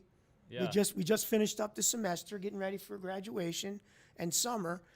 2 real rock star students call me up. Can you help me out at CEG? Yeah. I buzz Alex, call Dennis, sending 2 students over. Yep, we hooked them up. Bam, here they go. They're back. They're in action. Yep. You know, and to have somebody like Pat follow the path, you know, it really is. I mean, we've got a lot of energy and synergy going here, and what I'm really looking forward to is growing that base at UNLV. So any of your audience out there that's like, hey, you know, what do I got to do? If you're living in Las Vegas, if you live in Nevada, UNLV is very affordable. there's opportunities. I would love to have you guys in my introduction to gaming class. We're doing a game protection class in the spring, already approved. Going to have some really, really industry rock stars in the surveillance world and game protection world and card counting world. It's going to be good. It's going to be really it's great information. Yeah. It's been just the fact that you can. I mean, dude, you go to UNLV, you meet you're juiced in. You got this whole path ahead of you, right? Well, what's really great is, we've got access. I can walk into station casinos and say, hey, take a good look at this guy. Take a good look at this young lady. Yep. She was one of my top students, and she went to school. So what do you have? You got a gamer. So first of all, everybody needs dealers. Yep, everybody. That's number one. Everybody, even Wow. from the Bellagio, from Aria on down, everybody needs dealers. Yep. And now they've got a UNLV gaming background. And how do you not make that call? How do you not make that decision? I mean, to me, that's a no-brainer. That's what they really like. Now, what I'm really branching out into too is I've got students that are really super analytical and they want to get involved in the analyst world, or I've got students that maybe aren't as outgoing and all that kind of thing, but that's why we have surveillance. That's why there's a lot of opportunities out there. You don't have to, start behind the table. It's a great place to be. Yeah. I mean, you and I made a great living behind the table, and We did. it turned out to be a fantastic career. It really helped our families. But man, I'll tell you, it's really the emotional paychecks that I get from UNLV with helping place students, with jobs, with internships, with opportunities. That's, man, it goes a long way. It really does. I mean, every time I start thinking about, let me retire and hang out with you and Alex and spend some time in Hawaii. I mean, it's I get an email and that from a student. It just really it's fantastic. really just gets me grounded. We get emails from all over here. Okay, ready? I saw your text, or what text message? Okay, we're gonna scroll back. We're gonna spend the next 5 minutes. We're gonna try to answer as many of these questions as possible outside of the roulette. We got that sign. That sign's gonna be for sale. We are gonna get this sign. Look at this. Love this Las Vegas sign. That's awesome. I'm not sure how. I think is there a price tag on it? I don't think so. Not yet. But we'll have it for you. We'll let you know. It'll be on the site. Most of the stuff's going to be on our new e-com site that's coming up shortly. But okay, let's go over some of the first one I saw here. We got Derek asking us: is the monorail is going to be open May 27th? Is that the news? I'm not sure. No, he's not asking. He's saying. Oh, he's saying. Oh, yeah. So we've Derek's seen, bringing chatter. dude. Derek knows. He's got the inside, dude. Especially when it comes to monorail, because he's got to get around somehow. He's got to get to all the casinos. He's just excited because he doesn't have to get a rental to come to this. Oh yeah, you don't need a rent. By the way, there's a tunnel now. It's like you're gonna be able to just get on go underground and just head over whatever casino you want. Did you see the video on that yet? Dude, it's fantastic. Unbelievable. I can't wait to ride the cars underneath. I love Elon Musk. Oh my God. it. Dude, you're gonna be like, you can shoot your flamethrower out of your Tesla as it's driving down the flipping tunnel. It's fantastic. And And you go home to your Powerwall. yeah, you go to your. This guy. I mean, Whoa. just get yourself some Dogecoin. Sit back in a Tesla. Grab your short shorts. I mean, just fantastic. All right, You got these questions? I do. Okay, boxers or briefs, sir? Boxers. Really? Oh, I'm a briefs guy. Tonight. It's what I wear. Briefs. All right, here, ready? Yeah, man, I totally understand the group. Okay, roulette is fun. Yeah, okay. Oh, we got Wesley. All right, Wesley, I'm coming down. Mama Kim dealer origin story. Wow. I can tell you a little bit of the origin story. She was one of those who, I think she was at the no, maybe not the Gold Coast. Wherever she was one of those people who would just walk across the street, bug the hell out of Caesars people, wanting an audition. Eventually, she got into Caesars as a high-limit Baccarat dealer, which if you guys didn't know by now, that used to be the best job in town by far for a long, long time. High-limit Baccarat room. They made bank. They were just like had our own little printing press back there, just printing money constantly. I used to live down the street from one, and a Desert Inn dealers made a ton of money. Regular Caesar Caesar's Palace Baccarat dealers, hundreds of thousands of dollars a year. They were tipped. There's legends and stories about the kinds of tokes they would get from some of these players is outrageous. But so that's where she's worked. She's had quite literally the pinnacle of Baccarat in Vegas. So, you know, when you've read those stories about people losing, winning millions of dollars and, you know, the hold on the casinos being affected, whatever it is, Mama Kim was part of that action. She was an instructor at the school, but COVID kept her home, and she's retired now. So we see her every now and then when she drops off food. But she's a legend for sure. Okay. Online learners going, but you need physical reps too, right, to be a dealer? Okay. Let's gonna address that real quick. So yes and maybe no. So like there's games. So we have the online training platform that we use, Fugu.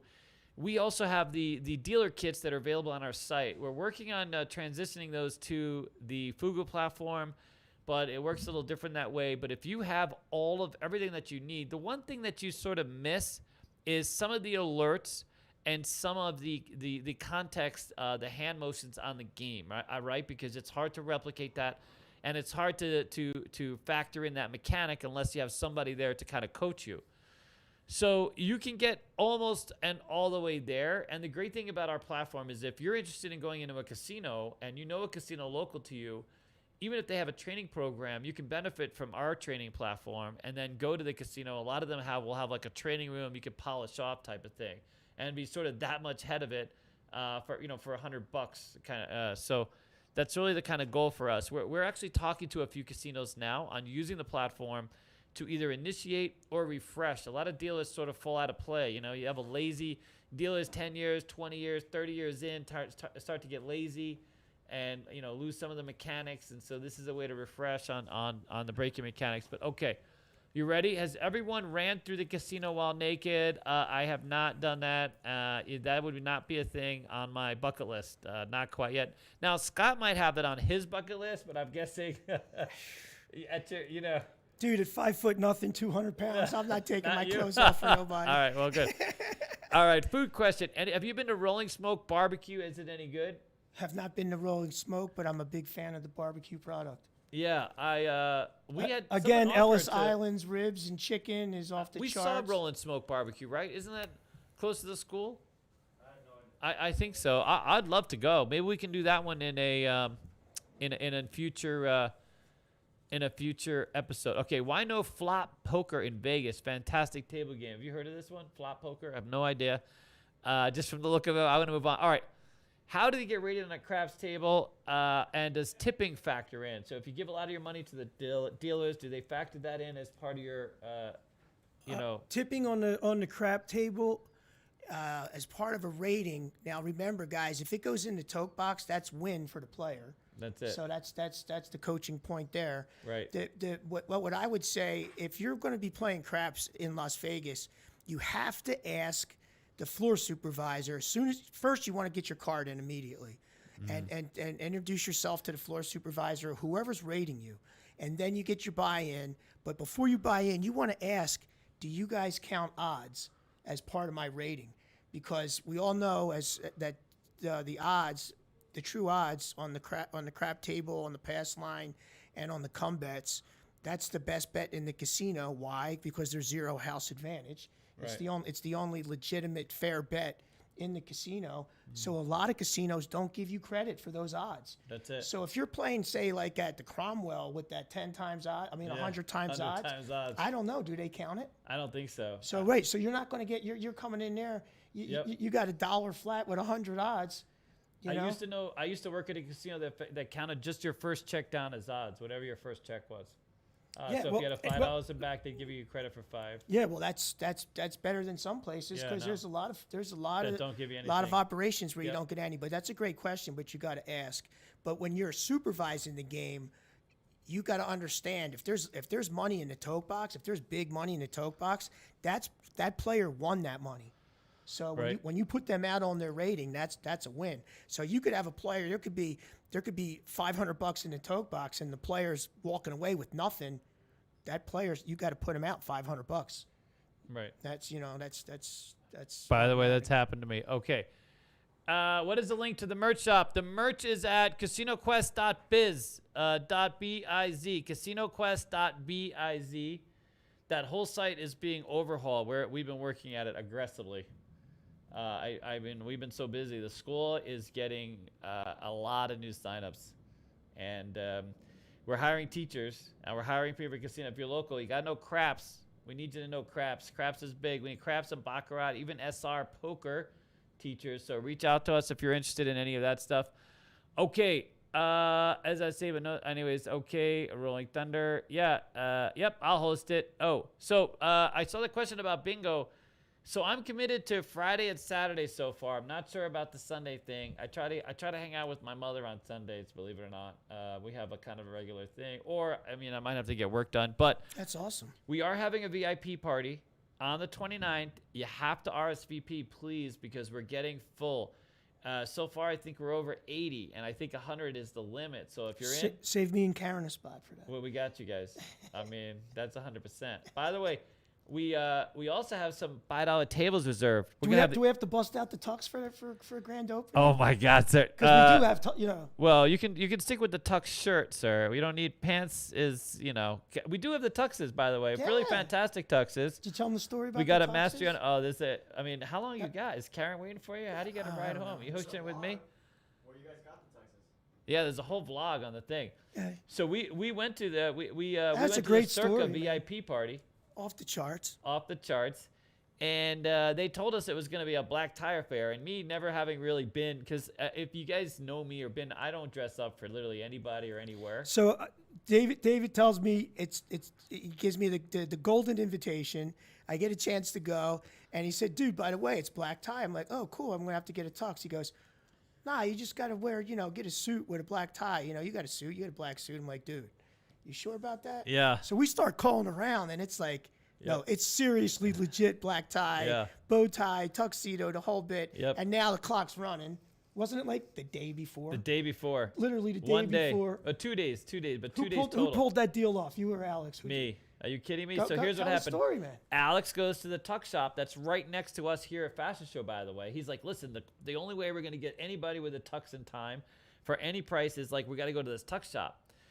And he goes in there and they hook him up. But $200 to rent a tux for the night, which I guess is not the worst deal. Rent for one night. Key word. Rent. But you get everything. Tie, cummerbund, the whole thing, right?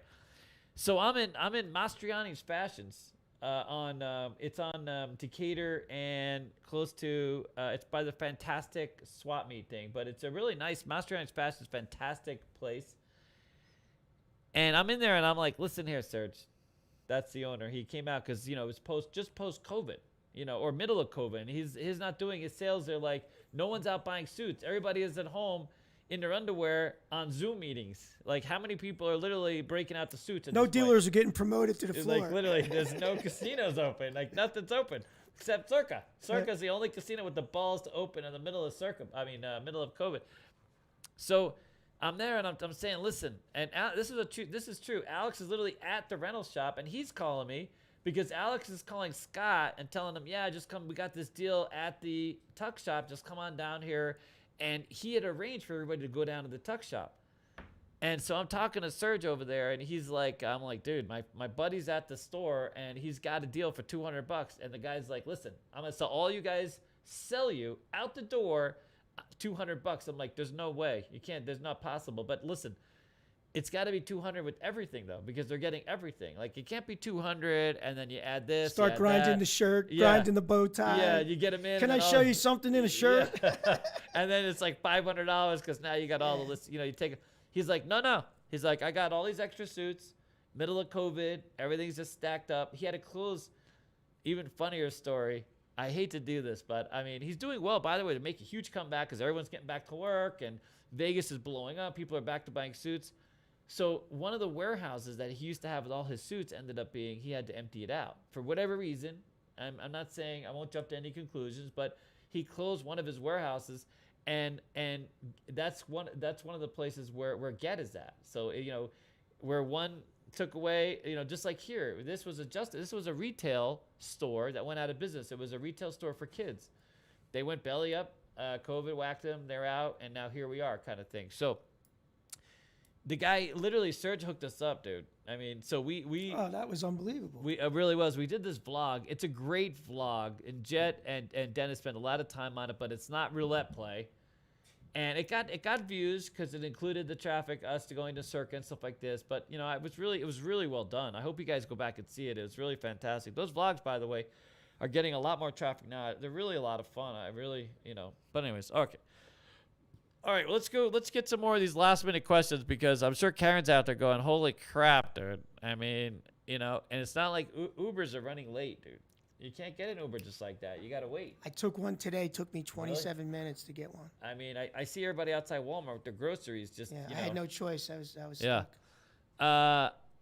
Okay, CQ Dice Merch, CasinoQuest.biz, Life of Gambling. Oh, I bet you can, sir. I bet you can. I know. Tippery is, as you know, he is a bit slippery. Okay. How long was a dealer before you?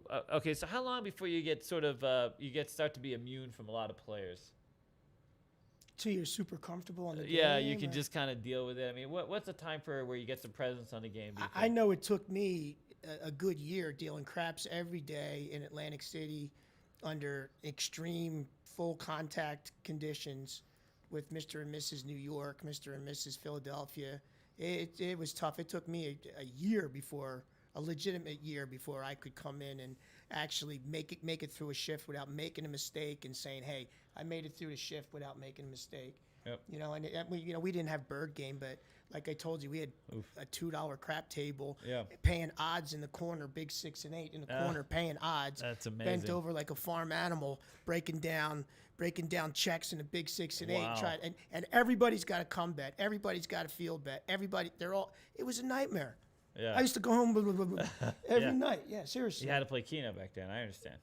Right to the Keno machine. we Dig your press. didn't have Keno. I know. back then. No Keno. No, we had Sambuca. Yeah. All right. So what?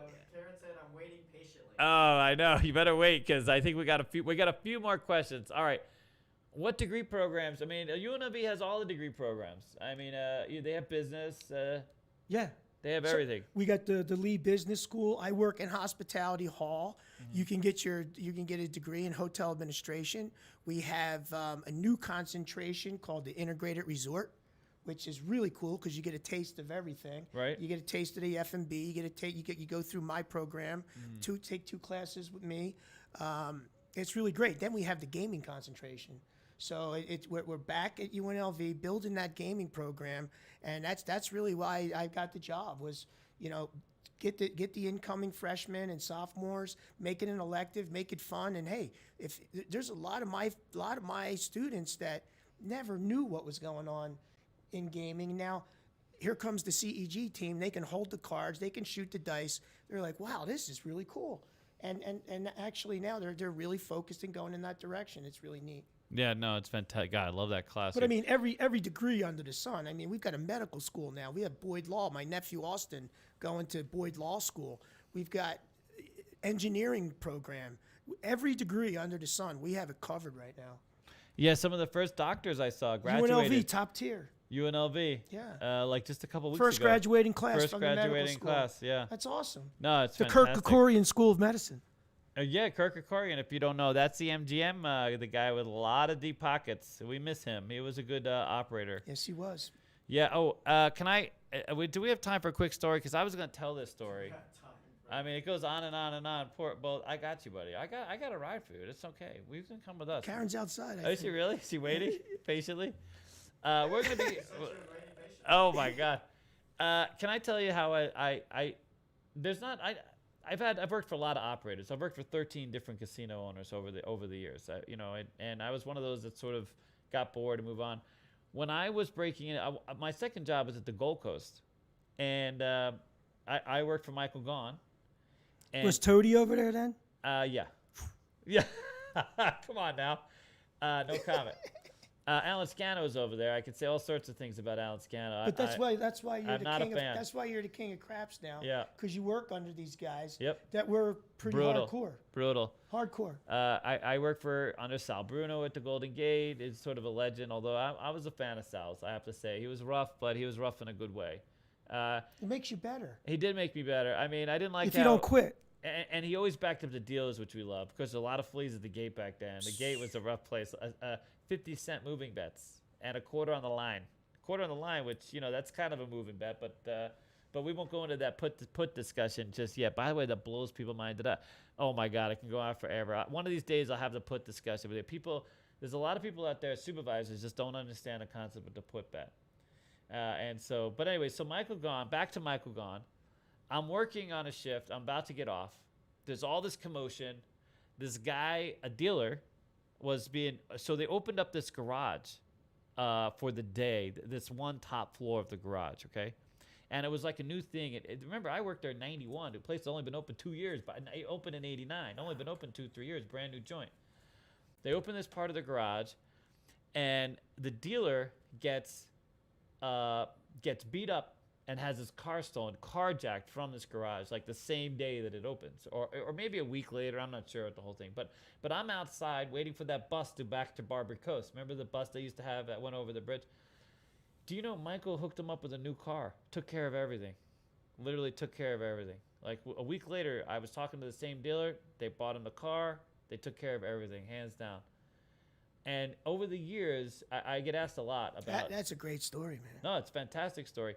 Years later, I had a friend that worked there, had a heart problem. And, Michael Gahn always believed in being privately insured. And, their insurance was great. Casinos back then, they actually had insurance. It was one of the few jobs around that you got insurance. Like, not a lot of places you went back in that day where, unless you worked for the government or, this kind of thing. And he had a heart problem. At that point, he'd been a sort of a 5 or 6 year employee. He was well liked. I forget what department he worked in. He wasn't a dealer. He worked in some other. He might have been a cook or something like this. And he had a heart problem. It's going to be super expensive. And Michael Gahn shopped it around and got it paid. Had to pay like 50 grand out of pocket to have him covered, and took care of it. And I think that there's a lot to be said. We talk about the humanity of gaming. That sometimes is missing a little bit. Some of these corporations have disconnected from the people a little bit that work for them.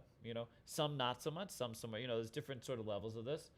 And I know this isn't necessarily, but during COVID, if you worked at South Point, you got to keep your job for an extended period of time. He tried to take care and keep all those dealers. In fact, it's always been a thing where if you worked there, it was really hard to lose your job. Really hard. He went out of his way to make sure. During the recession, I'm not sure how much of this is true, but I heard he came out of pocket to keep those dealers. In all my years, if there was an operator's license for quite literally the guy with the biggest heart, I would go with Michael Gahn with hands down. I know there's a lot of legendary operators out there who have done amazing things for this town, but who gives you a car? Who goes? That's tough to beat for a dealer. Like literally, Yeah. with this dealer's got no car, gets beat up, because of this garage thing, and you hooked him up. You know what I'm saying? And then you come out of pocket to keep people. These are the kinds of things you can't. It's tremendous. But anyway, it's a great legacy.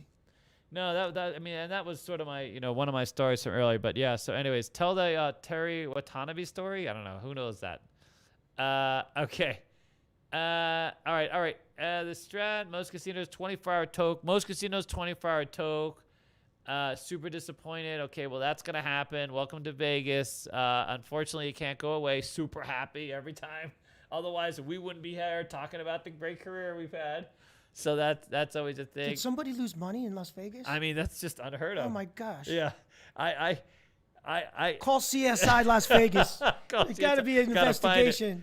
I used to have a friend of mine who worked as worked on the airlines, worked as a airline host, and he would get off. He would take the Vegas airline here, and then he hated the one going back. You know what I mean? Leaving Vegas. Everyone's so excited. They're on their way to Vegas, big fat, rolls of cash. They're actually, loving their wives, and they got their kids are all, Big party on the plane. Big party. And then on the way back. I'm just trying to go home, man. Yeah. Just can you guys keep it down? There's not my Bose noise canceling headphones. Yeah. Wow. Yeah. On the way back. Take a couple screaming babies over something. No, yeah. Yeah. Any of you dealing at work, that Tupac got into that fight at before he got shot. So Tupac was on his way down, Flamingo, right, to that club that was on East Flamingo that had a lot of problems for a long time. Huh? Ice House or something like that. It was called like 227 or 22. There was a Changed bunch of names a numbers. bunch of Yeah, a times. bunch of times it's changed name. It's still the building's still there. I mean, was he leaving like I forget? Was he leaving MGM maybe? I mean, There was a Mike Tyson fight. yeah, it was MGM. I think it was Had to Tyson be- Holyfield. It might have been Tyson, yeah. MGM. By the way, the one. Well, it was the one. If there was the one where he ripped his ear off, I was on my way to that damn movie theater there at the showcase, and we saw the ambulances, the police converge. We actually heard the commotion, people dumping tables, gunshots, the whole thing. I was literally walking down that mansion. You know the that one little driveway by the mansion there, on the way to go to the showcase theater. And holy crap, never seen so many people converge on a property. People running out. A cops sea of running in. humanity. We're just standing there like, what the hell's going on? We can hear it because you're not used to hearing that. But yeah, that sucked. All right, why is Timmy so slippery? Well, that's what you get when you're born that way. CQ Dice Match, CasinoQuest.biz. How do you RSVP? I got no flipping clue. I just work here. But it's only available for Patreons right now. Oh, you gotta be a Patreon, just so you know. You gotta be a super fan, Uber fan. We got a Patreon. Rank community. has privileges. Dude, our Patreon community is through the roof. Our Discord community is like a whole different roof. It's the roof that me and you might get lost in. You know what I mean? It's another roof. It's unbelievable. I don't know how many thousands of people now are part of this game. We have thousands of people in this chat thing, and it's just amazing. We had to hire somebody just to manage the chats now. Do you realize this? Hello, Mar, if you're out there. Okay, we still love you. All right. Anyways, game protection, rigged or not rigged, it's always rigged. That's not rigged. I mean, I don't know what the hell you're talking about. We talked about that. Today. No, but our thing is rigged. Our thing is rigged. But everybody else's thing is not rigged. Oh, so- your drawings. So for the for drawing the is swag always, drawings. Yeah. Do we get anything close to 200 likes? No, not this. 122. 122. Oh my God. Gosh, that's and we're on ridiculous. overtime I know already. we're really on. We're Oh working my hard for this, buddy. How much time did we get here? It's always I'm going to send you a bill. It's always 2.5 hours with you. We're working to get down to the flipping this is all practice leading up to CQTV, dude. I'm ready. I'm ready too. Can't wait. All right. I got a think- guest list. I'll tell you that. Dennis laughs at me all day long, sadly. He's always pointing out all my flipping flaws. The kid's got like 1% body fat. I can't stand him. Just can't stand him. He eats all my desserts. It doesn't gain a single pound. I even look at the dessert, and I can't figure it out. He's still laughing. He took all my fries. Have you ever heard of such a thing? You go to Chick-fil-A and you don't get fries. They end up missing out of the bag. Look, that's your fault. He You ga- asked me to help you lose And weight. then I am trying to lose weight. I gotta look good for May It's like your 29th, adopted buddy. son. He is my I might actually adopt him, by the way, but that's weird. I heard you already wrote him off on your income taxes. I know. You're getting a child I know. child tax credit coming. Well, yeah, that's true. I know, right? We hate skinny people, no, for sure. It's just they make it look so easy. yeah. All right, what else? Okay, last minute. We got literally. We might as well make it a 2.5 hour thing. You know, we got Go. 9 minutes. What do you got? I mean, at this point is, except for my wife. Which wife is it, sir? Is it which number? Which number? We're working on. Sticky met his wife number 2 today. Just so you know, she was at the drive-through. I don't even know what number 1 is. Yeah, he hasn't had number 1 because number 1 is like a trial basis. Don't Number you- 2 don't is you the need- one you actually have to like. Don't you need a date before you get a wife? You gotta have a date That is first. true. He's been It's he's like been a winning- little busy. how are you going to win the lottery if you don't buy a ticket? He's a little busy. He told me he hasn't had a day off in 100 days. Hey, listen here, sir. He does. He got Mother's Day as off. I mean, what do you want from me? I got time to spend with my brother. He did, and we gave him a paid for California trip, or a trip to California. All right, we're gonna start live streaming from the Strip. Alex is working on that.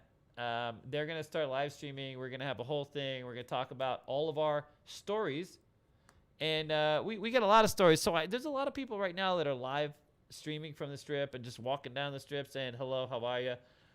But the thing is we've worked at half those joints. Like we can bring up things about literally everything. We could talk about O'Shea's back in the day and Flamingo, and Table Job. We could talk about the Caesars and Fountains. and O'Shea's shows. with the beer pong. Yeah, they've come a long way, sir. Long way since beer pong. Yeah, a long way. Oh, from beer pong to beer pong professional. Yeah, from beer pong to $10 crab tables. Yeah.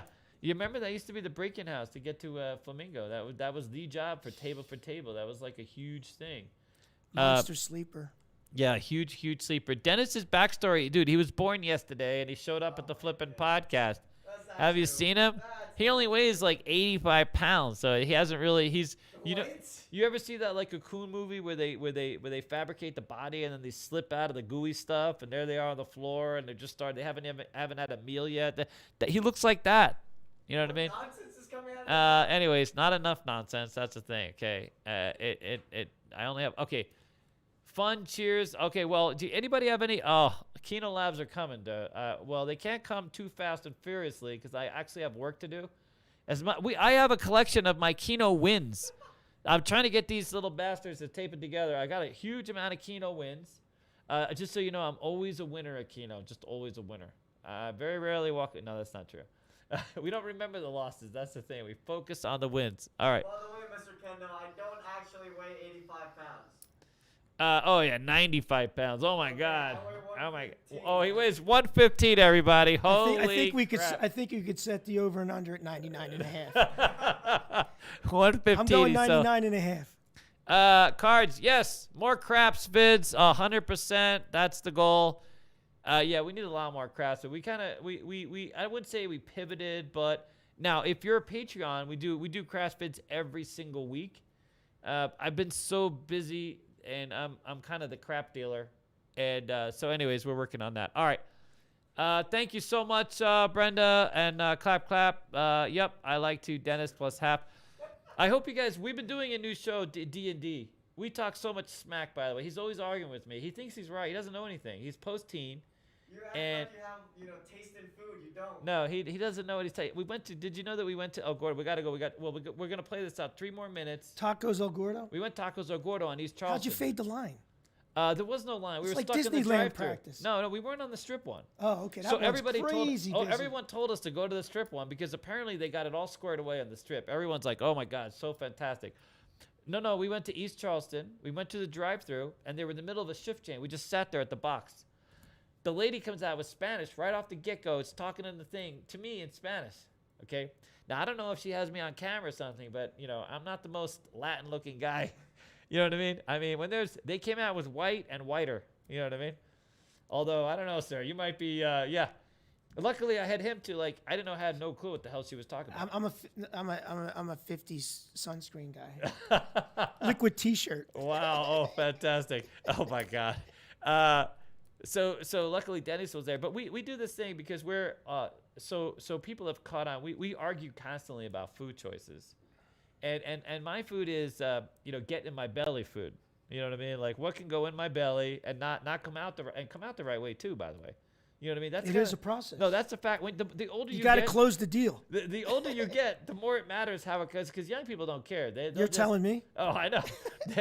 Young people are like, I want a shake. I want all this. I can't do that because I know that it's not gonna work out well after. I'm gonna love it going down. You're gonna pay the vig though. But I'm gonna pay the vig. The vig is coming. And so we argue constantly about just literally everything when it comes to food. He's constantly. And that's to say everybody really. So anyway, so we hope you enjoy those, by the way. And he is a menace. Yeah, we really do hope you enjoyed. The one in San Diego. God, I'm so due for a vacation. I would love to go to the one in San Diego. Post-teen is the most important. Yeah, I know. Well, I'm technically post-teen too. Just way. This room is post-teen. Yeah. We're so far post. It's like. You know what I mean? Like back in the post-it I'm era. talking past post. We're past post. Oh my God, that's like a dad joke for crap dealers. My God, D&D episodes. I have so much fun. Oh my God, dude, have you ever been to? Can we? Okay, this is gonna be. We're gonna leave it on this note, but we got to take you to Big Chicken. Big Chicken. My, you know who owns Big Chicken? Shaq. Shaq. Right. Have One of my students last year. Yep. She comes to me. She goes, Mr. Morrow, I got this great opportunity. They want me to help open up all the Big Chicken stores, all up and down, all over the place. She, we were working remotely and all that kind of stuff, and she wound up being a rock star student, opening up all the Big Chickens for Shaq. Wow. I heard it's really good. It's fantastic. I really enjoyed it. Full endorsement? I mean, I listen. You know me. When it comes to endorsing food, I'm a straight shooter. If I don't like it, I don't like it. I can't fake it. It's just a thing. I'm sorry, but if you want me to come, you'll know that because everybody. Oh, I love tacos. There are people that have sent me hate mail over this tacos El Gordo review we did. But the big chicken, the thing is they served a spicy chicken sandwich, right? And I usually don't order spicy because spicy doesn't do well. And it has a little chili there. I was so proud of myself. And she's like, it's not all that spicy. It's a little spicy, got a little kick. I loved it. It was just the right amount of spice. And it was really big chicken. Did you take Dennis? We talked, we took Dennis. What do you say, Dennis? Big chicken? Big chicken? No, I love it. 5 stars? Fantastic. I mean, it really is the best chicken in town I've had so far. It's fantastic. You know what I love more than big? And I know it's gonna be weird, but I love that man's grin when he smiles. Shaq, Oh, it's hilarious. I he's mean, the most charismatic he guy really. out That's there. why he's on like every other commercial ever made. You know what I mean?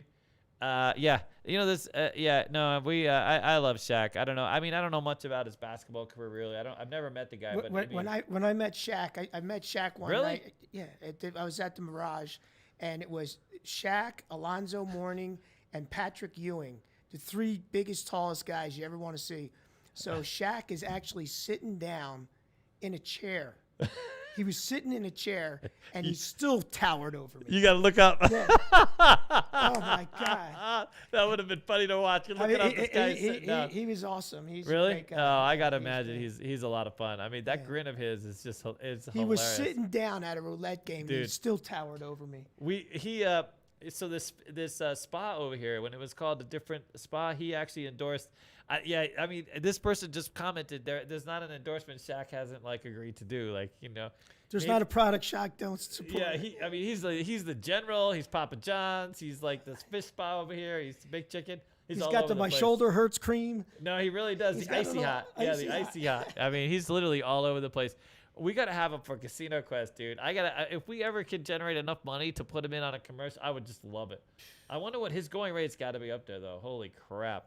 I mean, it's got to be a thing. But come on, people. But follow you got to Shaq. sell a lot of merch. You gotta sell a lot of merch. Yeah, come on, guys. Jay Ken wants me to tell you that we're going to Ace's Korean barbecue Friday night, and then we're going to walk it off. Yeah, we're gonna do a strip walk. Yeah, I'm committed. He's taking us to Korean barbecue, basically. Oh, fantastic. All right, it's 8 o'clock. All right, last thing is we are going to do this walk. I want to start, me and Dennis do a lot of working out. And we do this balance proprioception workout that you guys are not going to believe that I do. But you're going to see it. We're going to do it for you guys on TikTok. I think we're going to TikTok it, and then we're going to add it. But we go to the gym. I've been doing this for 30 years, by the way. As long as I've been a dice dealer, I've also been doing these balance on the ball and the bosu. So I have quite the balance.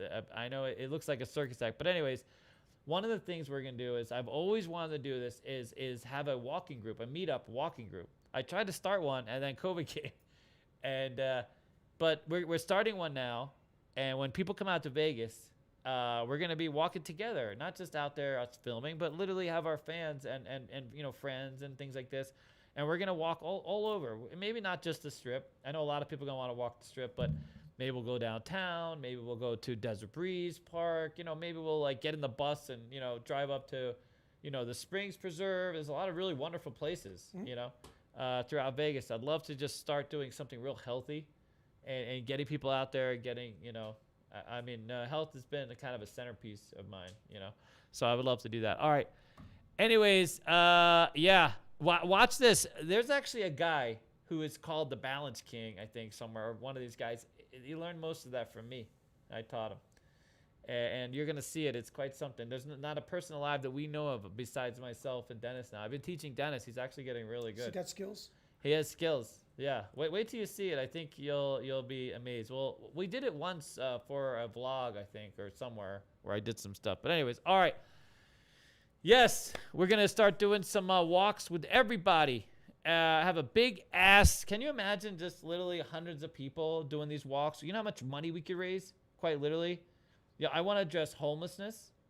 I want to address transition for young adults, because that was a big deal for me. If it wasn't for gaming, I had a tough go.